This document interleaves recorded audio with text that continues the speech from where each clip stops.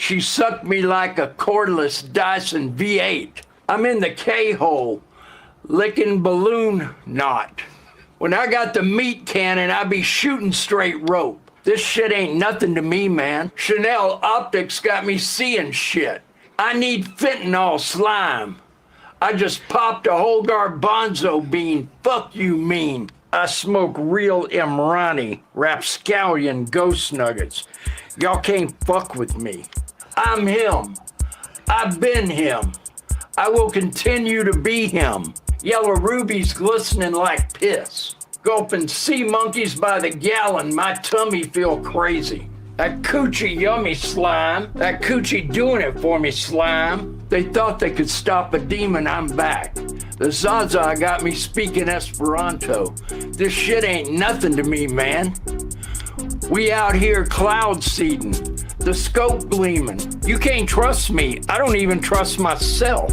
I don't know who I am anymore. I'm getting too much money. Ass so fat. I'm peeking off this Danny Phantom slime. Can you remind me who I am? Get the president on the phone now. I fronted him a brick. I need my money. Hello? Black China? I'm moving different. This shit ain't nothing to me, man. I'm a dog. I'm biting the fart bubbles into bath. We smoking symbiotes. Smoking that Whoopi Goldberg South Egyptian Fur Burger Deluxe Mega Million Scratcher Skunk Bubba Kush. We smoking dung beetle. I'm on 12 Vicodins smoking on Scooby-Doo dick. We smoking Sequoia Banshee boogers. We snorting that good Buffalo Soldier Tamarind Jordanian jibbies. They must have amnesia. They forgot that I'm him. That Burberry backwoods pack hitting that pussy smell like a Hellcat V8. We smoking shit in a glass pipe, blowing the Lord's bubbles. I'm sick in the head. I'm on them Broward County Tic Tacs. I'm on them Georgetown Geronimos. I'm on them Nashville Nibblers. I let my Margellas in the Benz truck. I'll have to stun on them next time. I don't give a fuck if I go blind. I don't need to see the price tag anyway. I'm high on 12 Jason Bournes, looking to beat the cum out of a thick, fresh oak. We smoking filtered crack, you stupid piece of shit. I'll fucking kill you. Call that pussy the Matrix, cause I'm in this bitch and I can't get out. Last guy who ran off on the pack got choked out by some Givenchy gloves. The last thing he ever saw was the price tag on them. Slowly faded into darkness, and I let the archangels take him. Yeah. I need more Sequoia Banshee boogers. Don't be shy, girl. I love me some pastrami mud flaps. I'm moving like French Montana. Huh? Welcome to the Cream Kingdom, bitch. Open up. Black China, I drink her piss out of another man's balls. My shooter a crackhead, he look like Woody Harrelson. You ain't seen 10 bands in your life, shit. Reach. I'm not quite sure why I'm here or what I'm doing, but there's a reason. I don't like Facebook, and I don't like the internet. The library blocked my password. Now tell me, does that make any sense to you? This is absolutely lit. This is lit. Ladies and gentlemen, welcome to Dark Times with Dark Match Steve. I am Dark Match Steve. Yo, it's time for Black Fatigue episode 5, homie. What up, fam? Y'all ready? Episode 5. And I'm surprised none of these have been deleted yet. You know, I tried to keep it fair and I started to do White Fatigue, where we cover, instances of white fatigue. And that got deleted. That one got deleted first. The hell's the deal with that? But welcome. We're live. Where are we at tonight? Facebook, YouTube, and Twitter, also known as X, if you're autistic and do ketamine. Welcome, wherever you're at, get in the chat. Lovers, I need you in the chat. Last thing we want is you creepers. You people that just watch and you don't get in the chat. It's like you're watching me through a fucking telescope or something through my bedroom window. Creepy. Get in the chat. But welcome, lovers. So Black Fatigue episode 5. We're going to take a look tonight. There's a few videos that we are going to take a look at. One of them is a Steven Crowder deal. He released episode 2 or part 2 of his barbershop debate thing with the fine black gentleman of the barbershop. And we were sure last time for part 1, we had no idea how it was going to go, but we were taking bets and as to whether Steven Crowder would make it out alive or if he would get stabbed in the heart or something. But he made it so far through episode 1 or part 1, so we'll see how part 2 goes. All right, lovers, let me get to the chat. Welcome everybody getting in here. Sorry, I'm kind of distracted. I'm trying to where is this? I'm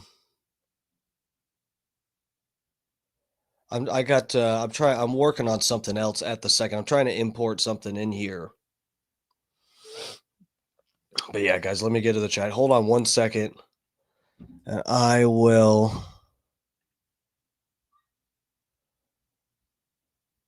That should be this.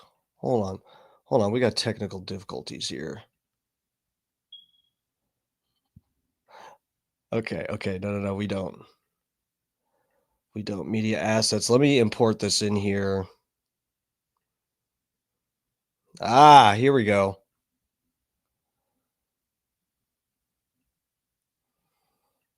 Okay.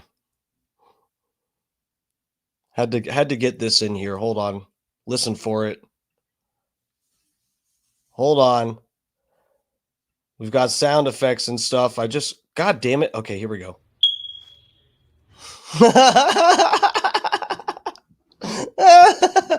We got the chirp.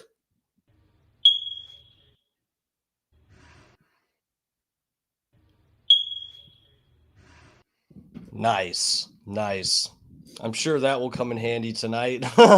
I'm sure I'm not going to annoy the shit out of you guys with that. All right, let's go. Lock in, chat. Dutch Duke's up. Why are the names coming up here differently? What's going on? What's going on, StreamYard? Dutch Duke. Michael Earl. Hold the fuck. What? See, I've seen some people's streams do this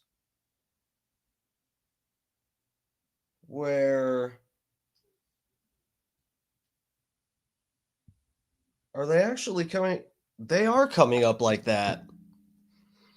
I thought it was StreamYard, but I guess it's YouTube. I don't know what's going on. The names are looking different. They're actually showing your handle and not, or it's showing people's channel name and not your handle, which is weird. I don't know, or vice versa. Whatever. Promo codes in here. Promo. Welcome, guys. Yeah, I'm sorry I'm a little late. You guys know what's up. I got shit going on. Big E's up in here. IAFF 420.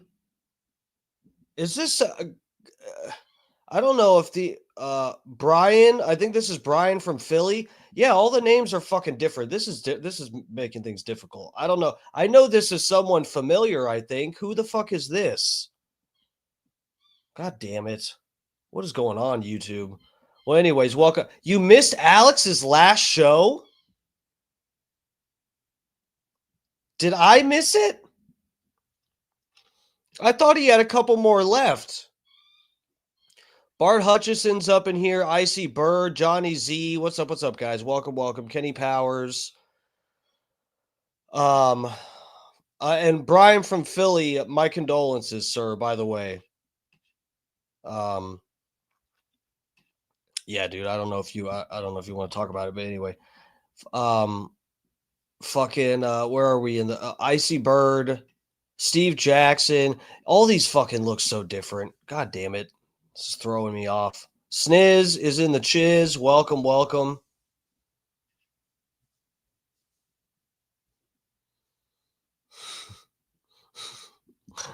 I know that's not my smoke detectors.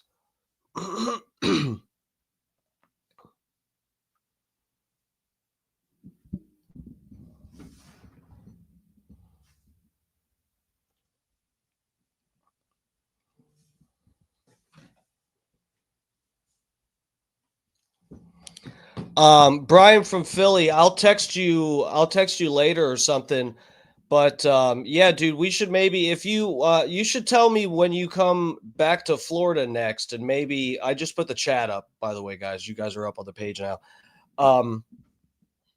Yeah, dude, I'll text you at some point, but if next time you come back to Florida, I know you don't exactly stay in the Tampa area, but maybe we could get together or something. Get some food. I don't know. I think you don't drink, right? But yeah, it'd be cool to catch up, get some food, catch up or something like that. All right, so where should we get started? I've been wondering I don't know if we should start with the Steven Crowder stuff, because I know that's like it's over an hour, but we're going to play it sped up a little bit.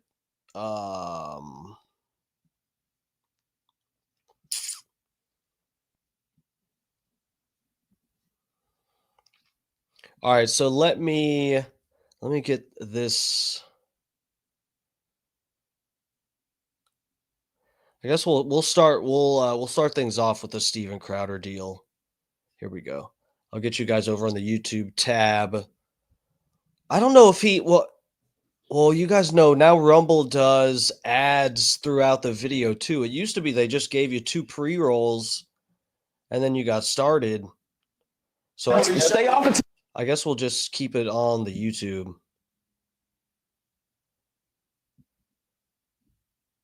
Emily Hall, what's up? What's up? Welcome to the stream. Thanks for getting up in the chat. We're checking out Steven Crowder's part 2 of his discussion with the gentleman in the barber shop. I don't remember everything that they brought up last time, but I remember they were talking past each other a little bit with some things. And the guy who actually turns out he's blind, but it's the guy that's sitting with the glasses on. Dude, every time he opens his mouth, it's just like bullshit. It's irritating, man.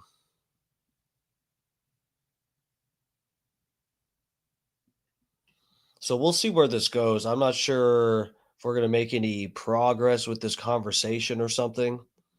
But let's see. Yeah, this is where I got the screen grab for my thumbnail. So I have not seen any of this. I truly don't. Even when it started, it showed the teaser at the beginning of this video. I muted it and I just scrolled to a part where I could get Steven Crowder's face to use for my thumbnail. And so I don't know anything that they talk about here. I remember, so part of the teaser that was released for this whole event here showed a discussion. I think it was like part of Steven Crowder's camera crew and stuff. And I don't remember what came up, but I think they were talking about, it was crime rates or something. I don't remember, but the something, something controversial came up with part of Steven Crowder's crew. So I guess unless there's a part 3 that he's trying to drag this out into 3 parts, we should have that controversial part that they teased us with in the initial teaser. So anyway, let's see where this goes. You got your own area. Then don't ask them to pay for it. And we're No, not because once again, so you want them to stay away but foot the bill. So you got to do that with everything And now else. it's the kid, now it's the boodle, and nothing is stay away from us but pay for us. Do you realize that guy's going to hate ignore you? that other side of the coin. If we don't do that, if we don't give you that, then you got to go through everything and you got to give us the same thing. We're not going to pay for certain shit that we don't agree with. Can I ask you something real talk? While we're having real talk, why do young black men fight in packs? Oh my God. That is so funny. Right as I was reading Snizz's chat message here, I like when Crowder just out of nowhere says, "Why do all you black guys fight in groups?" No, even worse, he says packs. He said, yes, packs. Bro, packs is a very problematic term to use here. You sound like Mel Gibson, motherfucker. Jesus Christ. Welcome back. As I'm sure you've noticed, race relations in America aren't exactly where we would hope they'd be in 2025. And considering the events over the past year or few, one can understand why. 22-year-old Logan Federico lived in North Carolina and was visiting friends in Columbia back in May. Authorities say her alleged killer, Alexander Dickey, entered the home that she was staying in and shot her. Investigators also say Dickey was on a crime spree before killing Logan. Bro, exactly. Bob Cook. Bro, packs implies animals. That is problematic, man. That is problematic. That's dehumanizing rhetoric, language. County grand jury indicted 18-year-old Carmelo Anthony with a first-degree murder. He's accused Oh my God. Guys, I may as well pre-watch everything and just write jokes because I just pull shit out of my ass. I randomly, I think we actually joked about it during the last stream that Steven Crowder was going to get stabbed in the heart trying to debate these black guys at the barber shop. We joked about that, and here Steven Crowder is actually using this as a reference for this conversation. stabbing 17-year-old Austin Metcalf at a Frisco track meet earlier. Guys, and you know, who knows what was about to come out of my mouth tonight, okay? But we do know, you can see my track record. Listen, my feelings on the Carmelo Anthony Austin Metcalf incident are nuanced. I don't know, man. I think I'm intrigued to see what's going to happen during the case or whatever. When it plays out in court, I'm interested to see what happens because you know what, everyone kind of got like not pissed off, but everyone was talking shit in the chat, especially the fat pig in my chat was mad because I pointed out that look, maybe Carmelo Anthony wasn't supposed to be there, maybe technically he wasn't or whatever. The issue is, if Austin Metcalf actually put his hands on Carmelo Anthony, which, and by most accounts, everyone pretty much said to some extent, Austin Metcalf put his hands on him first. Either he grabbed him or shoved him or pushed him or put his hands on, like, you know, not like, you know, whatever. He had his hands on him. But every like witness account says that Austin Metcalf had his hands on him. I don't think he deserved to be stabbed. Of course not. But I think, you know, it complicated. It'd be a really easy case if it was just a black guy stabbed a white kid in the heart and killed him. That would just be so easy to say, okay, well, clearly the white guy did, but you put your hands on him first. That's assault. And he may have overstepped in terms of the level of force by defending himself or whatever. But, you know, like I've said this whole time, Austin Metcalf isn't the fucking security guard. He's not the campus police. He's not a staff member. So he doesn't have any business delegating. He has no authority to tell somebody that they have to move from some part of the fucking bleachers or whatever. That's my feelings on it. Of course, I don't think Austin Metcalf should have died for that. That's fucking retarded. Even if he was gonna like beat the kid up or something, he doesn't deserve to get stabbed in the heart and killed. That's fucked up. But you know, I just wish, all I can say is I wish Austin Metcalf hadn't put his hands on him and instead he went and got a coach or a teacher or somebody, even a janitor, to come up and tell him you can't be there. So anyway, Adam over on the X, what's up, bro? He was trying to enforce segregation. Exactly.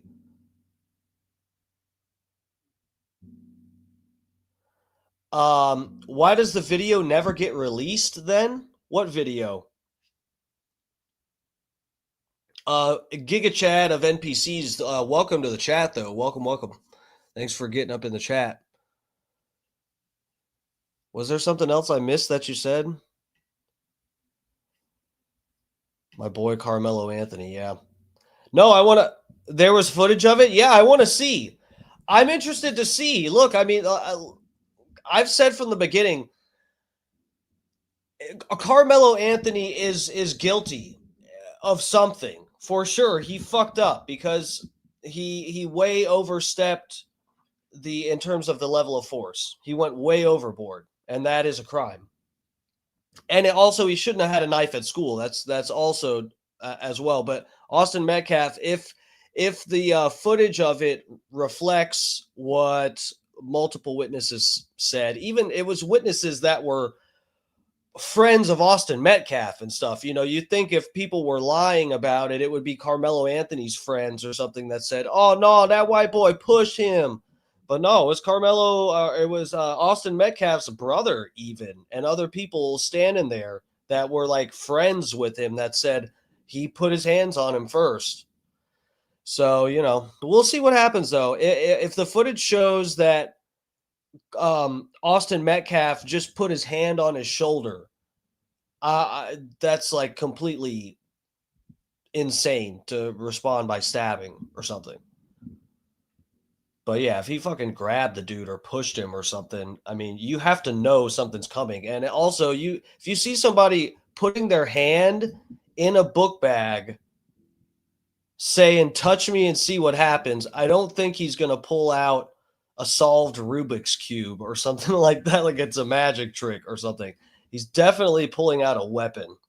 This year, killing a Ukrainian refugee on Charlotte's light rail last month being put into handcuffs. This new chilling video is one of nearly a dozen new clips now in the hands of WBTV.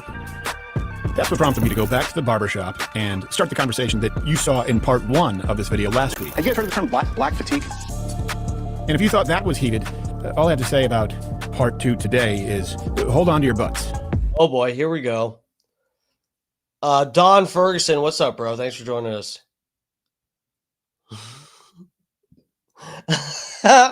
He had a shod foot in his backpack. He got stabbed in the heart. Yeah, he did. No, Giga Chad, you're right. I saw your other one. I was going to click back to it. You said, I guarantee this is your comment before. I guarantee you he sat there like Rosa Parks and refused to move out of spite. You're inviting someone to remove you from the seat. I totally agree. And Austin Metcalf could have been correct that Carmelo Anthony was not supposed to be there. But unfortunately, if we're just it's two different students. This is the thing. It's like if you assess this how you would kind of assess things in normal life, okay? They're on school property, which is, you know, it's private property.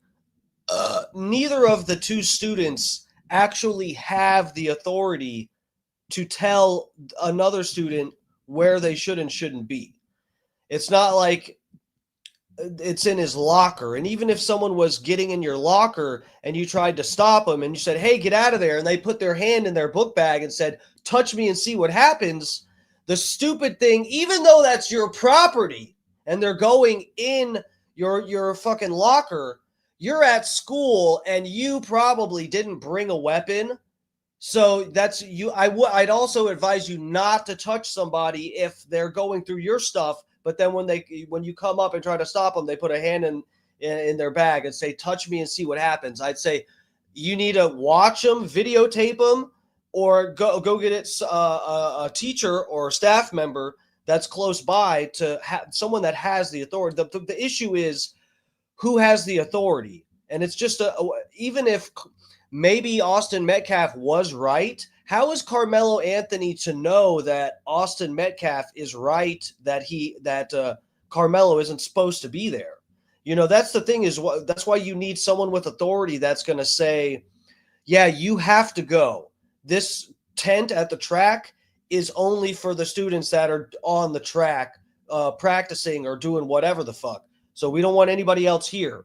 Who knows if he I would be willing to bet money that maybe he was sitting there to fuck with them, or when they asked him to leave, he probably was like, oh, no, I'm going to stay longer now, or whatever. Maybe he was stealing stuff. I don't know. But there's a chance, if we're being charitable at all, there's a chance that who knows if he was walking and he was hot and had to go under the tent because he felt like he was fucking way overheated and had to like rest for a minute. Is that probably what happened? I don't know. Probably not.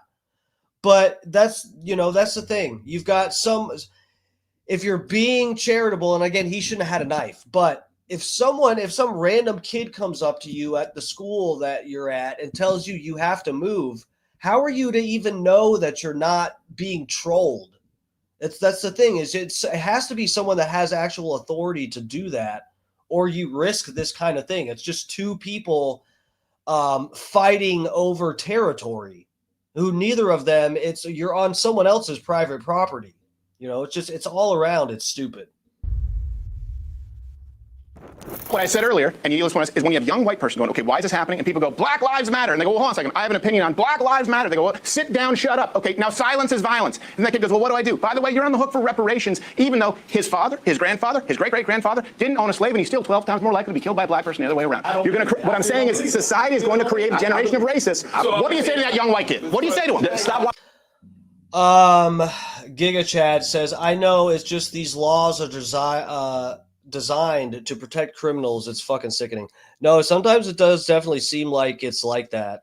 It's like with some of the gun laws and stuff, they're completely cucked, man. It is like, so I've got so much shit to play on here tonight. We really shouldn't be digressing and debating, but that's part of why I'm doing the stream, is so we can have new people in here and discuss shit. Yeah, man, it's fucked up. Sometimes I think about that, and I've heard other people complain too about the rules regarding the levels of force and stuff like that. Dude, I am 5'7". I'm 5'7" and 140 pounds. I'm a little fucking twink, okay? And like, I got a lot of muscle on me for my size. I'm carrying about 30 pounds of extra muscle, even though it probably doesn't seem like it, but my body just wants to be a skinny little twinkish body, unfortunately. And, and so it just like, it complicates things with when you're supposed to pull what kind of weapon. It's just think throughout fucking human history, the way people have operated with things, with defending themselves and defending their territory and stuff like that. And then consider how cucked it is now that if someone attacks me, I'll be in trouble if I pull a gun. If they didn't pull at least a knife or like a baseball bat or something that could actually mutilate me, I will be in trouble if I pull my gun. And also way more trouble if I actually shoot it. I don't kill them, but it injures them and I'm able to get away unscathed. I'm in a shitload of trouble. That is completely cucked. It's fucked up. But, and God forbid I have to defend myself in some fucked up situation where I think my life is at risk. I'll try to pull it at the right time and for the right context or whatever. But it's like, man, it's fucked up that I would be the one in trouble. I'm minding my own business. I'm on my merry way. And someone could fucking come up and try to, just beat the shit out of me. And even though there's cases of people getting punched the wrong way in their head and they die from getting punched one time really good in the head, and they fall down and hit their head on the concrete and die, it's just, that's just the law. You're not supposed to escalate the level of force.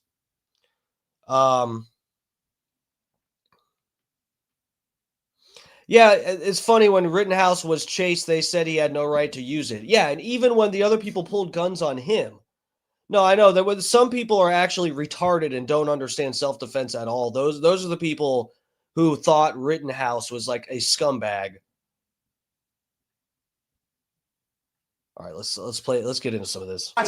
Stay off of TikTok. Stop reading stats. Stop paying attention to what these talking heads are saying, because they're leading you down the wrong path. They're leading you down a path of paranoia and conspiracy theories. What if their interactions with black people in general are quite negative? So same thing. Give the same thing in reverse. What about black people who've had continuous, not only historical, but personal experiences where they've been at the wrong end of white people? Here's the thing. I'll tell you. And then we get told that those stories are invalid. No, you're not. Yes, we do. You're not. I've been personally told my story was invalid. I'll give you an example. And by the way, the only thing that keeps my heart protected from racism, by the way, the only thing that protects me from not wanting to go out and kill the person who shot Charlie Kirk, because by the way, there are two people on earth who know what it's like to sit in that chair. Me and him. And I just did it at SMU and had to have entire bulletproof glass and an army to go in and have conversations, right? So I'm a little bit pissed off about it. Also, people have tried to take my life many times. So I don't really have a whole lot of sympathy for anyone, white or black, saying, oh, must be, yeah. You ever have someone show up at your house? You ever have someone show up at your house when your kids are sleeping with weapons being swatted? Like, we've been living through this for a long time until you don't know what it's like. I will say this. My faith is what has protected me. My faith is what has protected my heart from becoming racist. But I've had a lot of negative interactions. That's why I'm sitting here. I always love to edit this because it's just the word. By the way, if you want a relaxing vacation, stay home. Don't go to I know, but my kids love it. So I go there, okay? And I'll tell you this. You have like this magic wand thing, you run around the hotel and it opens up. Is he talking about Disney? What is he saying they went to?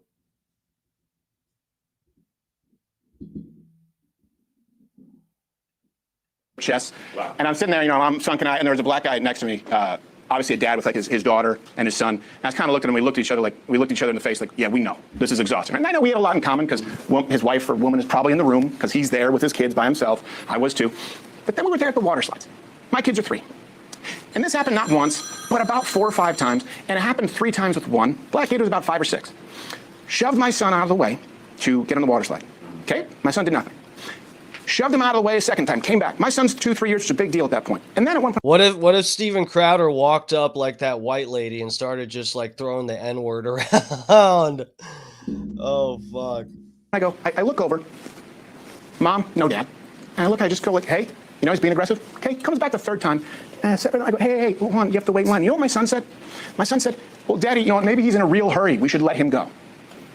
That was a different interaction. That kid kept doing it to every other, and it wasn't the only one. And you know why? Because I've taught my kid, hey, you're going to have people who look different from you. It doesn't matter. You treat them well. That kid wasn't. And I'm telling you, along with the empirical, anecdotally, if you have a young white person who has these interactions on a regular basis, and I'd be lying to you if I said they were uncommon, while being told they need to shut up because of systemic discrimination, you're going to create a generation of racists. I get it. But that child was poorly parented, too. I agree. All the time. Hey, Steve, that child was poorly parented. There's no way in the world. Wouldn't have intervened and whipped his the first time. No, the dad did nothing, Steve? The dad wasn't there. Was no dad. That's the same. Mom, no. I say because it's not a race thing. The dad, him and I looked at him like, dude, I get it, right? We're both tired. But here, this kid, I don't know, maybe the dad wasn't there. His mom didn't. And he shoved my son out of the way. But poor parenting, though. Yeah, that's all the time. That's what I was about to say. It's poor parenting everywhere, and that creates individuals that grow up to be grown-up individuals, and some of those individuals end up getting positions of power. Well, Steve, can I drop one thing real quick? Yeah. Actually, because I like the thing about choices. And we were talking about the federal department. Oh shit! Here we go. So this is the guy. I think this is the guy from the teaser clip that had. It got heated. I forget what the fuck he says. Let's see. I'm sorry. I'm sorry. Like, there's a couple things you said. You ended up in, and so you don't have to worry about things that people in South. No, I said I've been afforded some things. Afforded? Yeah. Why? How are you afforded that? You just happen to. No, I sacrificed some things to live in. Correct. Right. You make good choices. I make choices. I make choices. And we talk about educational standards. But I also had opportunities available to me too that some people didn't have. Of course, everyone has a different lot for sure. Right. Sure. But we're talking about educational standards. Why is it that the Asian kid does 3 times to 4 times as much homework than the black kid, and the white kid does 2 to 3? Why? Because it's culturally, it's conditioned. Exactly. So why is it better parenting from Asians than white parents? You said what? Why is there better parenting? What he's trying to say is, you said bad parenting. Well, I said, so why is there better parenting from Asians than white parents? Yeah, culturally, the educational mindset, culturally, among Asians, they're taught from young that's primary. Sure. Over anything else, entertainment, also obeying the law, how you dress, none of that matters. Up here matters. Right, and they're also about 3 to 4 times more likely to have a father in the household. Why is this disproportionately affecting this one? Because I have a question, because I actually have, like, my uncle, my aunt's married to a black dude, one of the most accomplishment of all time. Helicopter pilot, National Park Ranger, served his country, has a Ferrari in the driveway, right? he wears, crew socks, so we can forgive him for some things.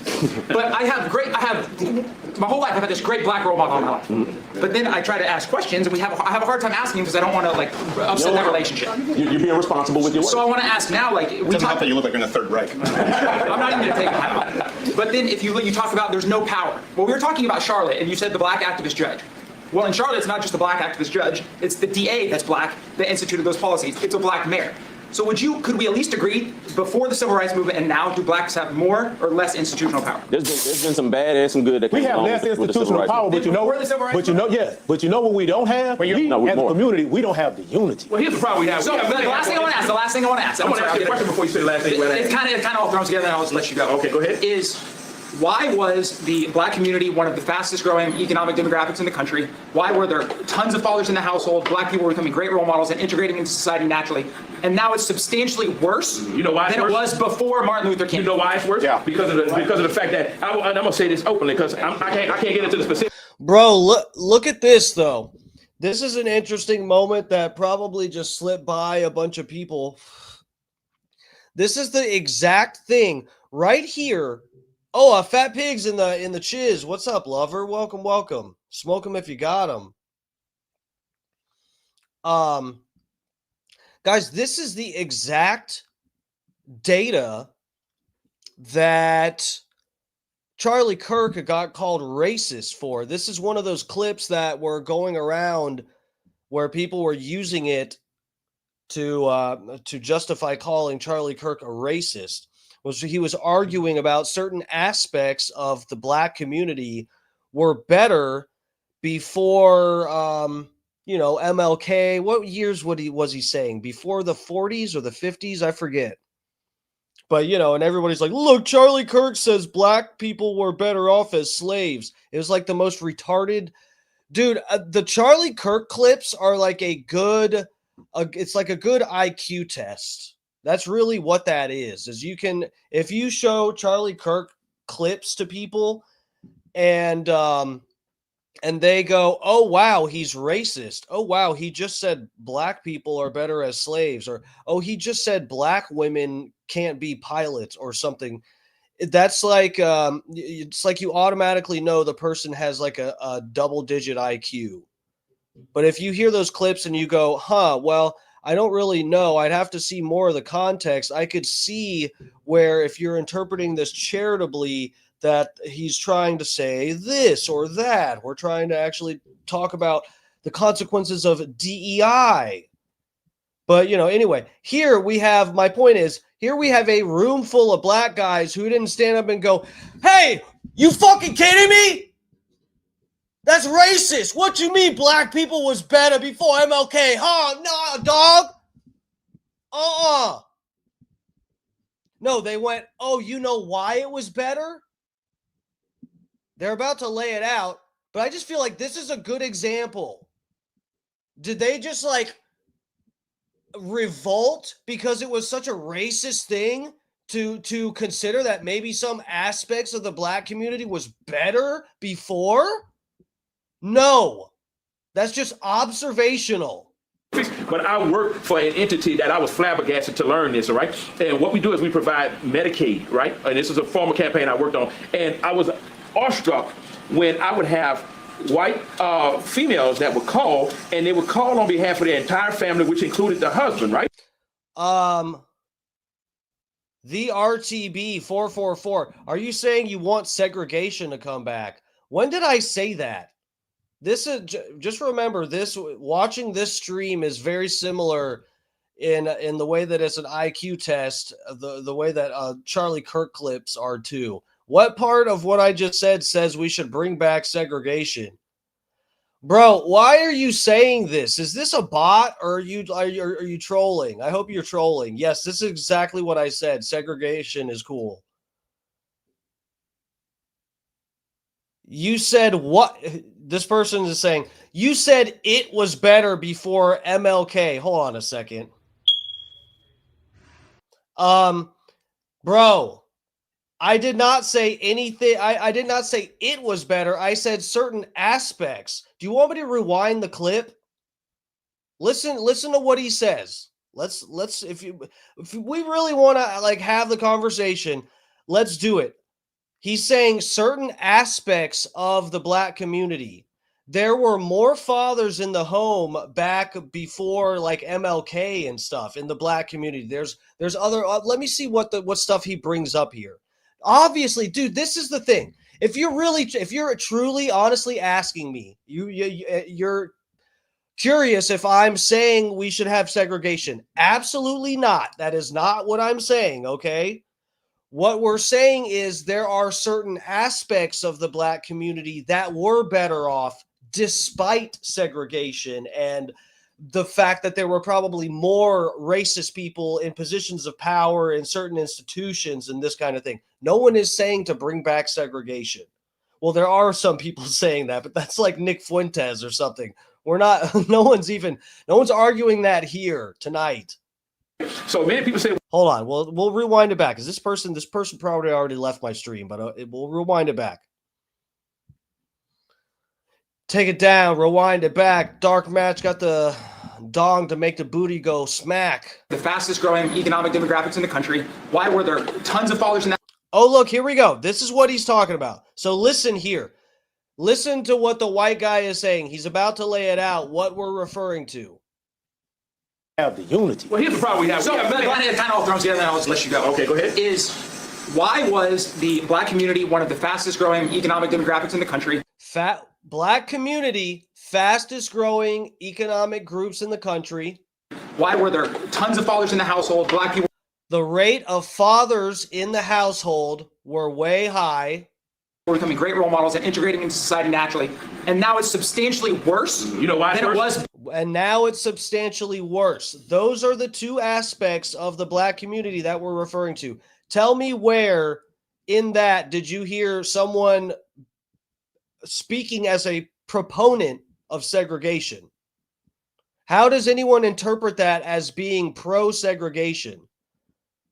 We're saying, let's look back in history. Yes, slavery and segregation is bad. No one is sitting here saying, oh, no, black people don't know how to act, so let's separate each other. No one's saying that. We're saying what happened.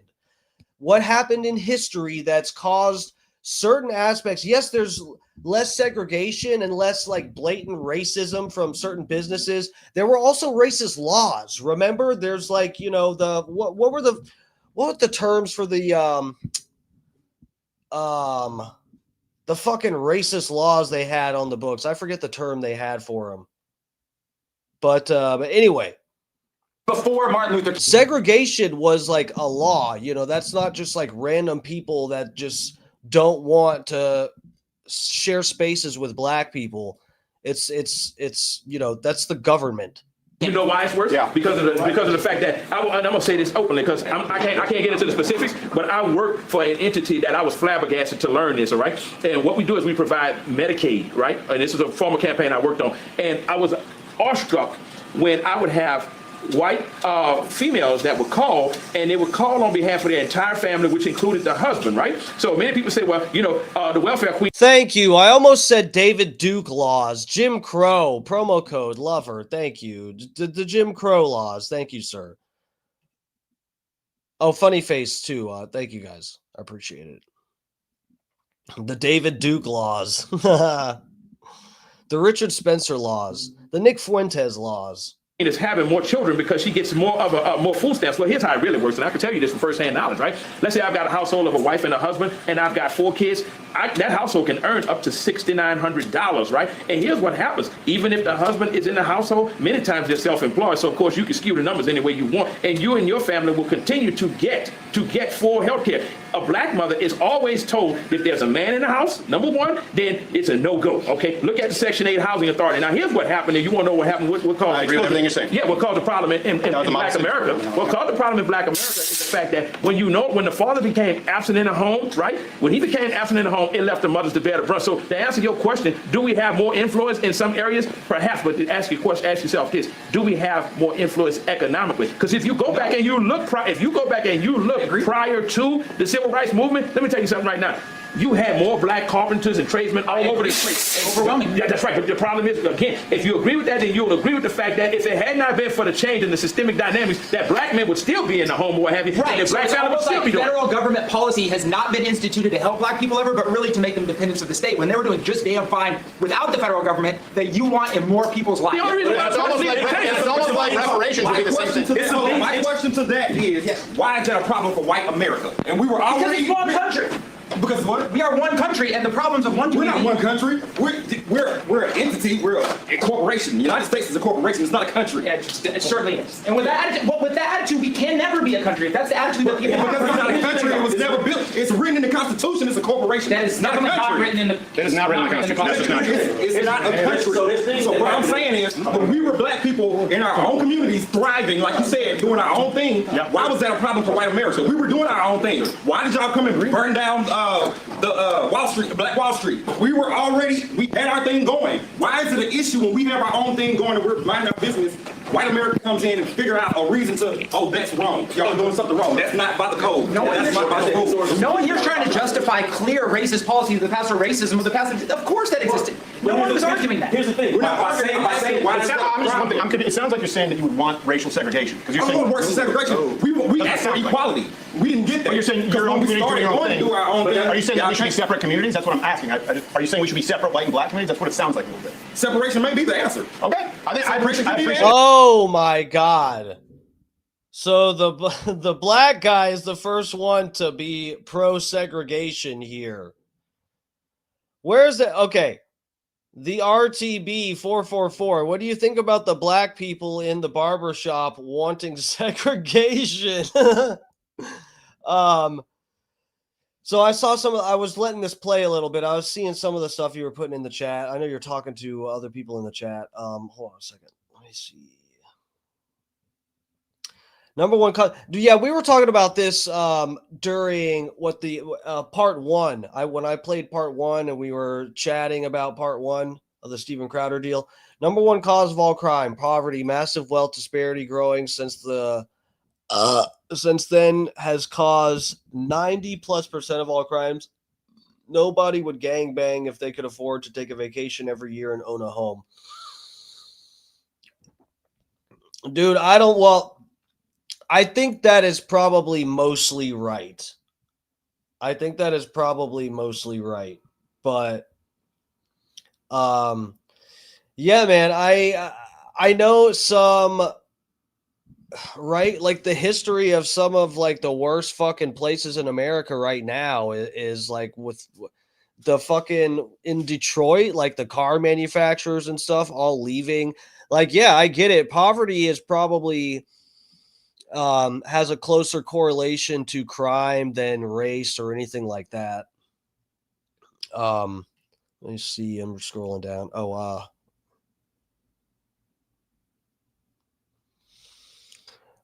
Why aren't dads in the home? Most relationships today end over finances, aka not enough pay. Well, a lot of the arguments with welfare and stuff like that it has made black women replace the biological father with the daddy state, daddy government. But that's relationship problems too, I guess.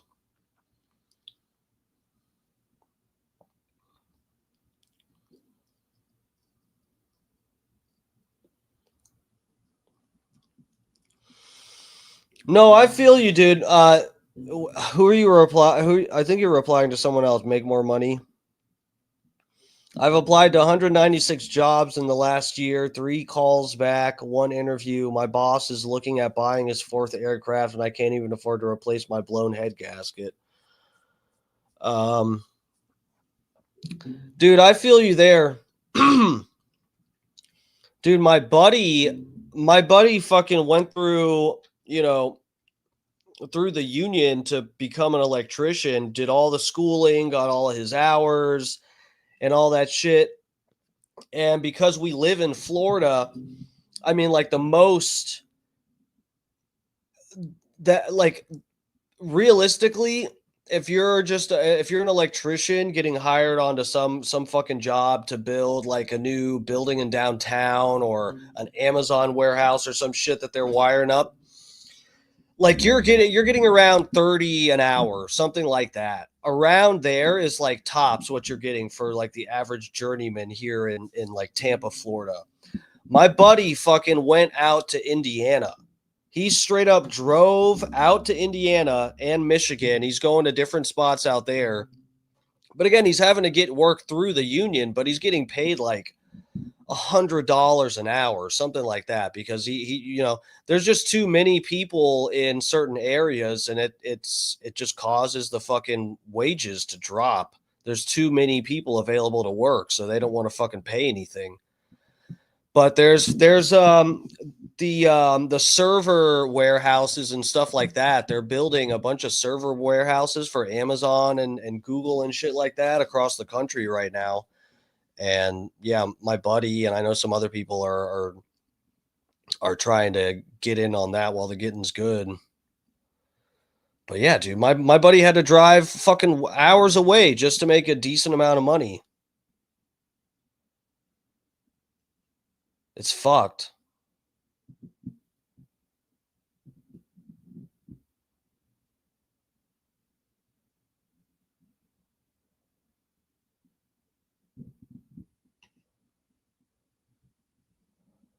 How could I afford to move out to Nebraska?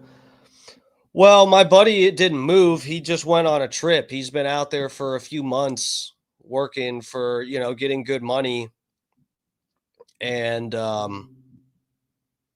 sort of hustling for a place to stay. He stayed at some campsites and stuff like that for like a couple weeks. Then he'll stay at a hotel for like a week or something. And he's saving money.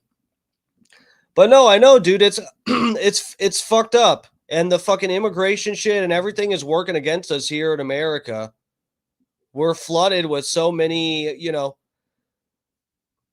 if you're not doing a job that is like highly specialized, even with that, they're fucking, they're training the immigrants to do the fucking jobs too, and they hire them for less.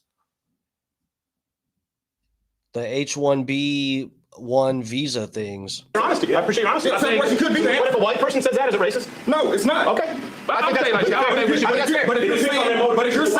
you're saying it in a narrative that we are a threat to you guys, so that's why we're going to be separated. But you just said that white people are a threat to black people. That's what you just said. So why can't white people say? And I don't think separation is the answer. Oh, damn. So the black guy said, hey, maybe we should be segregated. And Steven Crowder's like, oh, whoa, that's pretty, that's crazy. So wait, if a white guy said that wouldn't be racist? And he goes, no, that wouldn't be racist if a white guy said that, unless he said it like saying black people are a threat, when that was the reasoning for him to say black people should be segregated from white people because white people are a threat. How about that? I said you guys find a problem with everything that we do.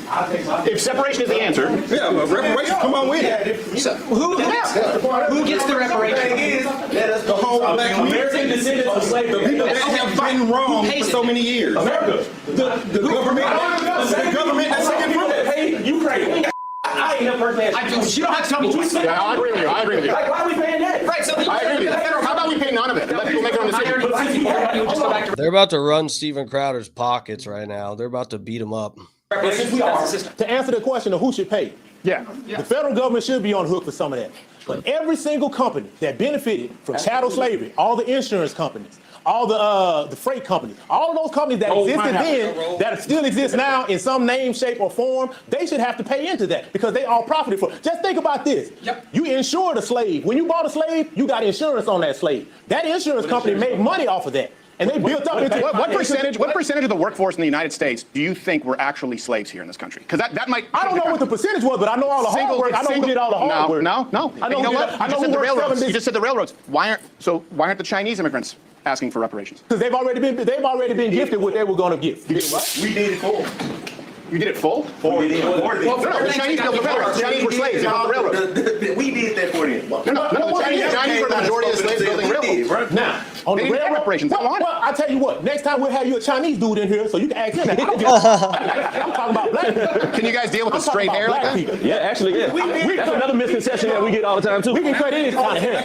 But we're talking about what black people. Hold on. We're talking about where the money's supposed to come from. It's companies that are trillion-dollar, billion-dollar companies that started in the 1600s, 1700s that are still around, and they benefited and profited immensely from that. What if it's a company that never had slaves? Should they pay reparations? No, not that the company had slaves, but we had companies that insured slaves. You had companies that transported slaves. But what if it's a company that did none of it? Should they pay? No, if they didn't have anything to do with chattel slavery, no, they Right. shouldn't. Neither But did the I. companies that should. But let me say this. But your grandfather, but if your grandfather was here in the United States, I don't know. You said you're from Canada. I don't know. We're not worried about it. We're worried about the people. What if your grandfather was a slave owner and mine wasn't? My grandfather was. What if he was? But my point is, what if he was? Because my grandfather was a sharecropper in Plaquemine, Louisiana. And Bro, black people owned slaves too. Are there going to be black people that have to pay other black people? Small town called Bayou. We went over this too. The Native Americans had slaves. I talked about this. Was it on the last episode of Black Fatigue? I don't remember, but yeah, the Native Americans had slaves. I was watching this thing. Well, we're not going to have time, but if we had time, maybe we could watch it. But I watched a video where this historian was talking about K-Dog's up in the chat. What's up, lover? I just saw you. Welcome.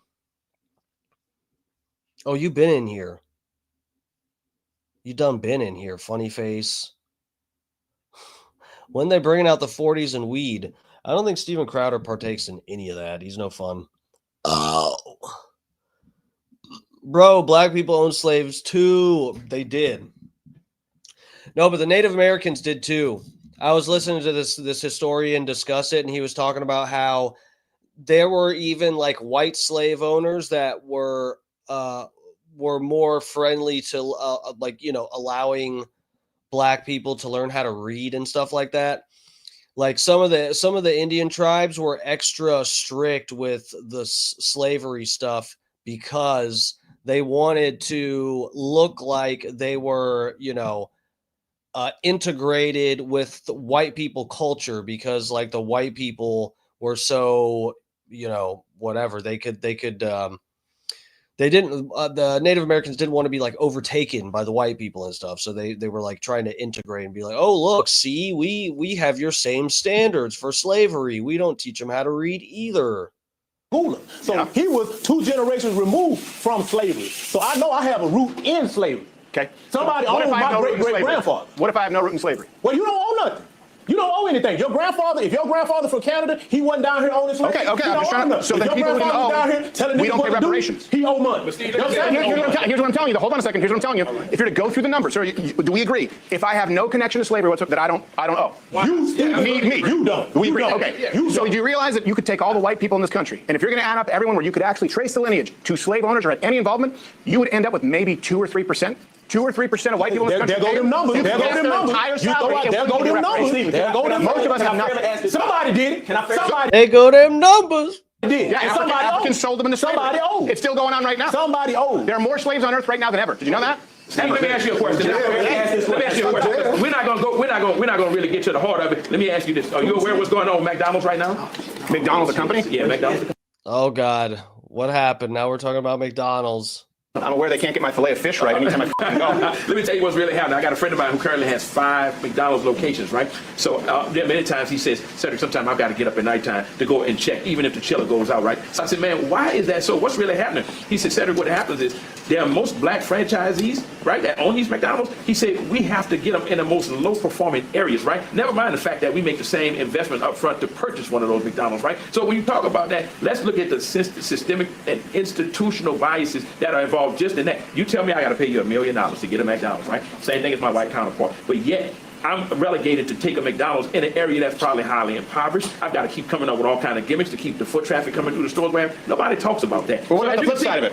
What happens on the flip side? What about the flip side of it? What about the fact that you have a government that has grants that they invest in black-owned businesses that don't happen for white people? Let me ask you this, Steve. It's funny you Does that even it out? No, but here's something. That exists. Here's something you say. You say that these grants exist for black people, but let me ask you. Okay, but my point is actually both sides of that coin, right? Yeah, It exists for a reason. What's the reason? The reason is based on what he's saying. That's why it's. Right, that's what I'm saying. But I'm saying if you use his example of McDonald's, what would be the reason for relegating the black owners to the low income?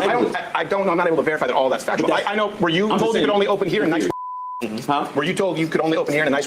Well, this is Steve's shop, but no. Okay. My point is, But see, you it's have not to just understand McDonald's. something. Before you answer that question, you have to understand something. There's a difference in McDonald's or what have you. Yeah, Because the way that McDonald's the way has a whole that hierarchical different structure I get runs, it. they will designate you certain areas or what have you that you will be awarded a location in. You just don't have the right to say, okay, I'm paying $1 million. That's the same for everyone. That's the same for everyone. I know a guy, well, he just died not too long ago. We have a bunch of which I don't know how they're still around. It's disgusting. But neither do I. That's awful. I have never had a good meal at but he had to be in certain too, because they had to displace his franchise investment, right? That's part of it, where he was like, this one place is killing me, but as long as I get this spot, when I average out the 4 spots, okay, I can turn a profit. So this isn't unique to the black community. What is unique is investments from the federal government and state government into black-owned businesses to rectify it that white people don't get. So it's not enough. So what would be enough? Because of historical injustices that have been done to impede black businesses. So it's not enough now, but what would be enough? So wait, let me get this straight. The guy with the blind guy with the glasses, he was saying that, is he actually arguing that if you're a black person that's trying to open a McDonald's, they will force you to open one in a shitty neighborhood? And by shitty neighborhood, I think we know what kind of neighborhood they're saying. Every bleep, insert the N-word, bro. I don't know what the fuck. There's too much edited out of here, and I think it's for like anti-doxing purposes. But it would definitely be funny if it was the N-word every time.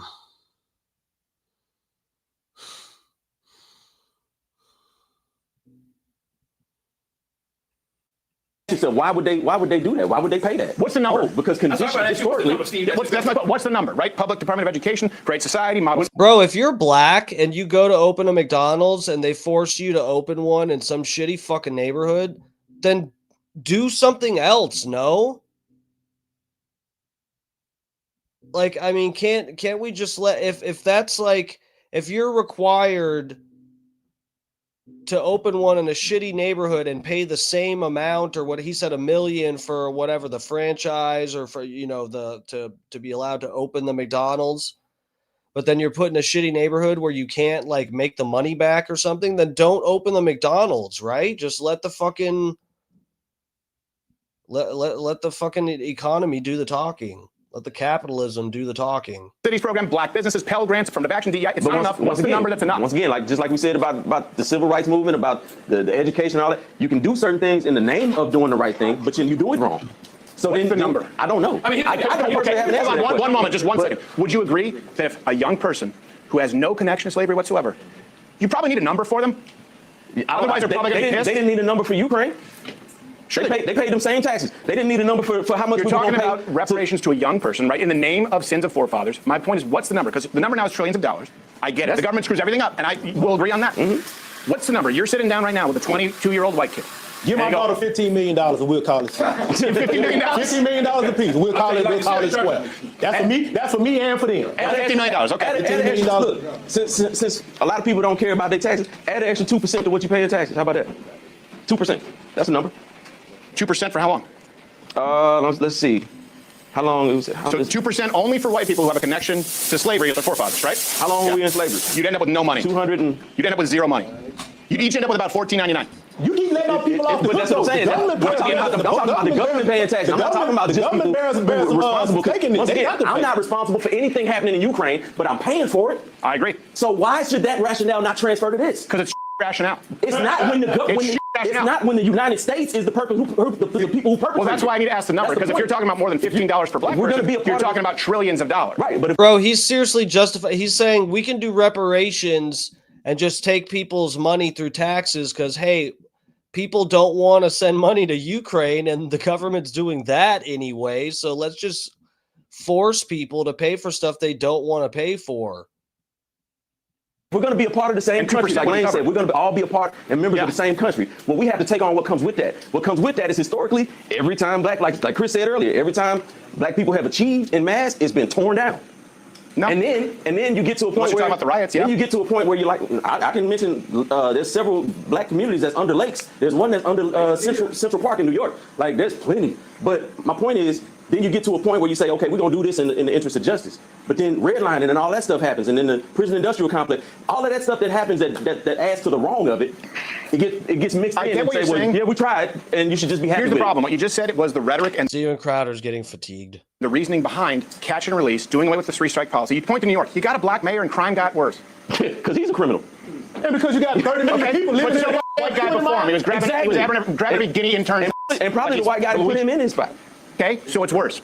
In other words, it's worse, right? Mm-hmm. Because of the prison industrial complex. That's why that guy was out 14 times. But I'm saying that's also why you have less fathers. That's why you have less fathers in the home. Redlining and the prison industrial complex is the two main caveats to less fathers in the home. We've done the opposite of the prison industrial complex. Violent offenders are being released into society and committing crime in record numbers right now. And nonviolent offenders are being held on petty charges. No, they're not. I've personally done the numbers on it. How did that guy get out after 14 times? George Floyd 9 times. Do you realize 11 times arrested is the average murderer? And you got people in there for weed charges. That's in there for. It's not a thing. It's less than 0.5% personally of federal penitentiaries. And that's the thing. When you tell somebody that personal knowledge don't matter because the stats matter more, I personally know this. I know somebody right now that's in jail for small shit, but I know somebody else that did some big shit and they out. Small shit, keep in mind. So he got a joint on him. Selling weed. He's in prison right now because he had a joint, but a small amount. One time he got caught selling. One time a small joint he was selling. No, let's talk about small things. But if you want to frame it, that's what I'm saying. If you want to frame it in one time small joint, that's a small man argument. I'm saying, what is he in for? I don't know how much he had, but it was. And one time got caught selling weed while on probation, or something like that, and there was a gun in the car or something. It's something like that where there's probably like 10 aspects to this guy's charges they're referring to, but he's saying he got thrown in for just some weed, and he fought a cop or something probably. It wasn't. Yeah, it was one time. He got caught one time. No, I don't know. It wasn't his first time. No. Okay, so he got caught multiple times. Yeah. And he was selling weed. But every time was the same thing. Do you know how many people die from laced weed? I don't. You know about the fentanyl problem in this country? Yeah, I do know about fentanyl. Oh, Jesus Christ! Now Steven Crowder's gonna take the anti-weed angle. I'm about to flip sides from being pro Crowder to being pro barbershop. If it means I can keep the herb. Most people aren't trying to get fentanyl, right? But weed itself never kills anybody. I'm about to say, fentanyl ain't our thing. No, what I'm saying is, do you realize why trafficking drugs is a problem? You said a little thing. Can I tell you that if I had a white friend who was caught trafficking drugs, and I don't think weed should be outlawed, by the way, it's bullshit, just to be clear. But if I had a white friend who was arrested the umpteenth time for selling a brick of weed, I would go, yeah, that makes sense. We would expect it. Not for weed. Of course. Yeah. Selling weed, yeah. Selling a giant brick of weed multiple times, yes. Yes, and those are choices. And at the same time, I know people personally that like you got dudes out here like selling all kinds of other shit. I ain't gonna even put names on it, but you got dudes out here selling all kinds of other shit. And they free. They've been arrested a couple times too, but they back out. Dr. Fauci. But at what point do we say, hey, you know what? Once you've been arrested for trafficking, for selling drugs, if you do it again, that's kind of on you. Cocaine, man, we'll let you back out for cocaine. Oh, meth, don't worry about it. Sit in the pen. You said a little thing. That's not a little thing. Oh no, 8 to 9 years, you done. Okay, how about this? Someone who goes. Truth is Unbreakable is up in the chat. Lover, welcome. Thanks for joining us, guys. Everybody, if you're up in here and you haven't smashed the like button, it's okay. I still love you, but I need you to hit that button now. Out and commits multiple crimes and felonies if we doesn't get any reparations. Because the white kid who didn't break the law, who never had any slaves and his forefathers, shouldn't be paying for someone who's a serial offender. Could we do that math? Would that be fair? No. Nope. Okay. Absolutely. And the reason why, once again, because you're trying to find some common ground, because that white kid. And I'm trying to tell you, you're trying to start the starting point right here when you're not factoring in what happened to get that kid in that low-income, impoverished environment that created the criminal that he ended up being. Oh my God. It's not crime, it's poverty. Then why do poor white people not commit violent crime at the same rate? They do. No, they don't. It's just usually different types of crime. No, they do not. They do. It's a fact, dude. Y'all just shovel them all. They just different types. It's just different types of crime. And then they go we don't shovel the trailer park. They go off in the hills and live amongst the rest of the toothless hillbillies, but they do. You don't hear it. Yeah, we're talking about statistical reality. There's no cameras over there. The young white male, when the young white male is the real threat to America as it stands. Oh God! Steven Crowder just got triggered. Look at him. Oh, he said the young white male is the biggest threat in America. Steven Crowder went.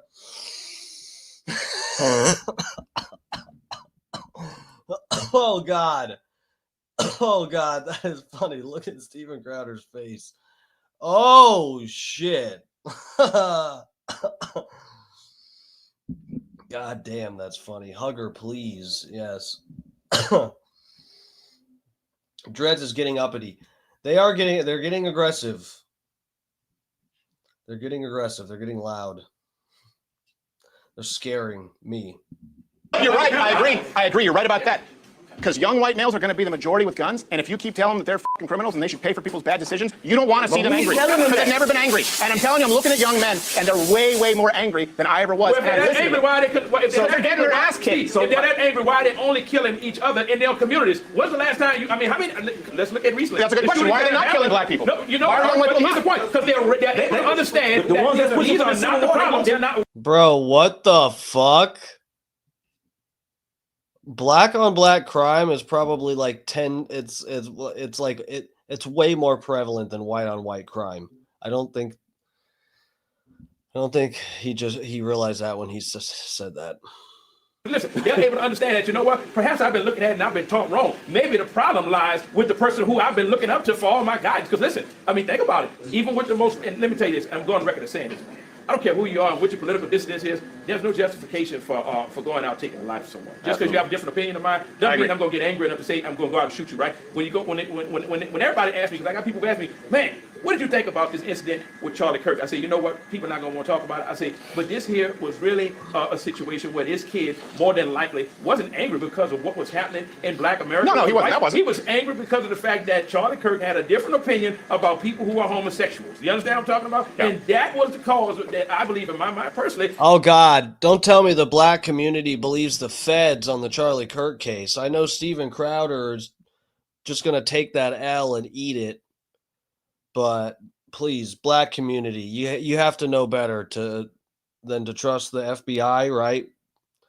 You guys know better. That led him to say, you know what, this has got to be stopped because of the fact this guy is talking about someone who I love, okay? So let's talk about that. That crime really probably could be looked at more as a crime of passion versus a political outcry for difference. You understand?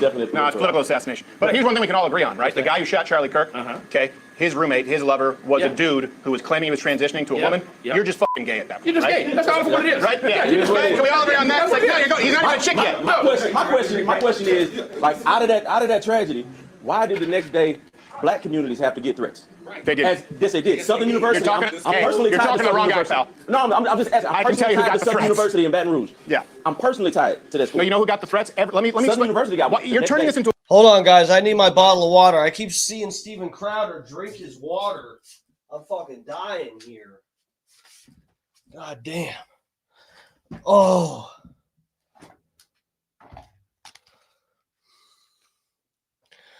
All right, I'm back.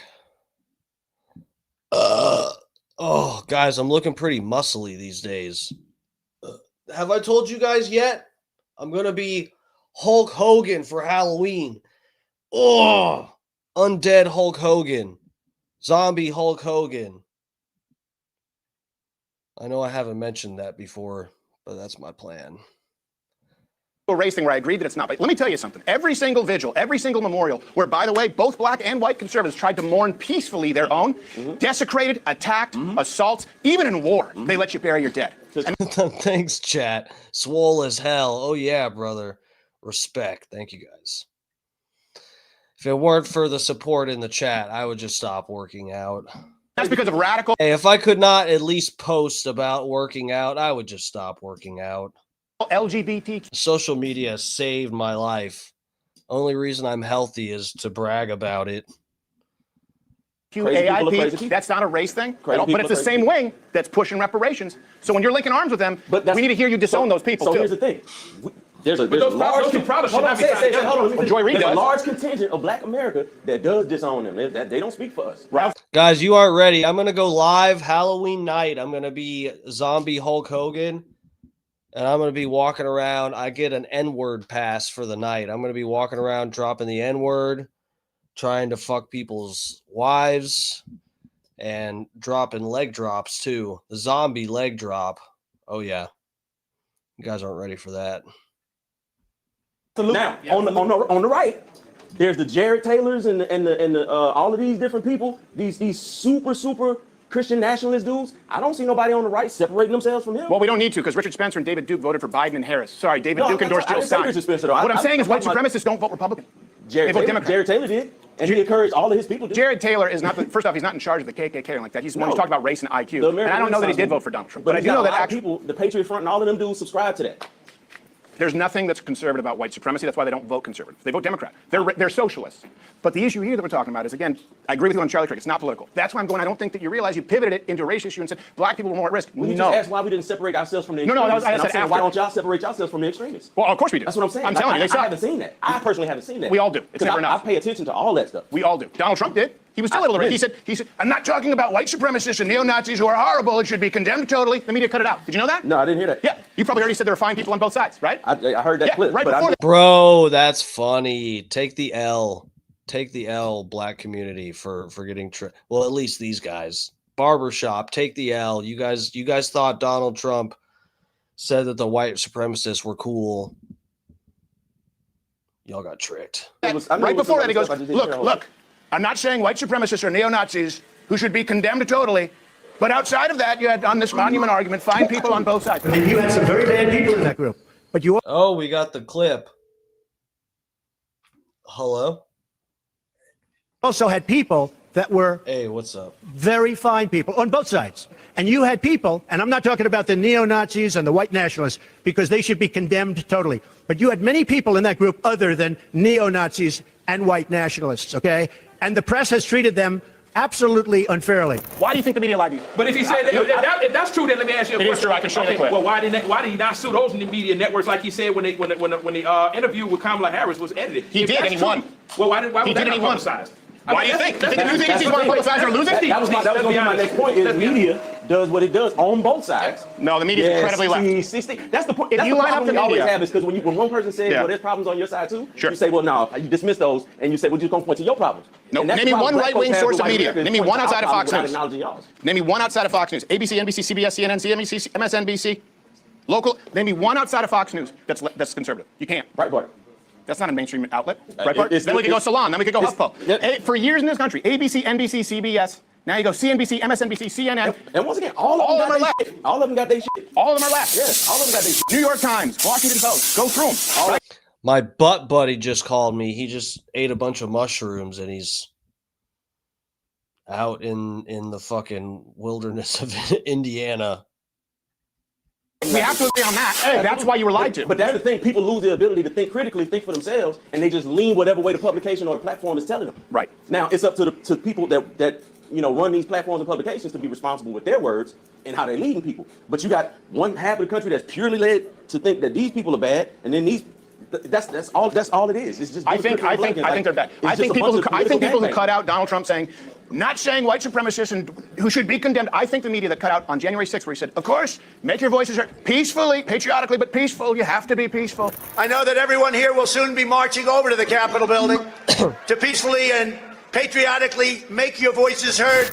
And they cut that out. I think that media is bad. Statement when this is the same guy who says if you want the country, come down to D.C. and fight like hell or not. He did in that same speech. He said, fight like hell. Peacefully has to be done peacefully. You know who else said fight like hell? Kamala Harris. But that's the biggest argument. Well, how can you have a peaceful fight? Somebody says, you know what? I'm going to tap you like that. We're going to act like fight like hell is an expression. Oh, come on, you're smarter than that. Fight like hell is an expression. Joy Reid uses it. Kamala Harris uses it. Biden uses it. Barack Obama used it. Every single one. Let me ask you a question, Steve. Donald Trump. It's bull. All of those platforms, networks that you and Travis just so eloquently exchanged. Mine was not eloquent.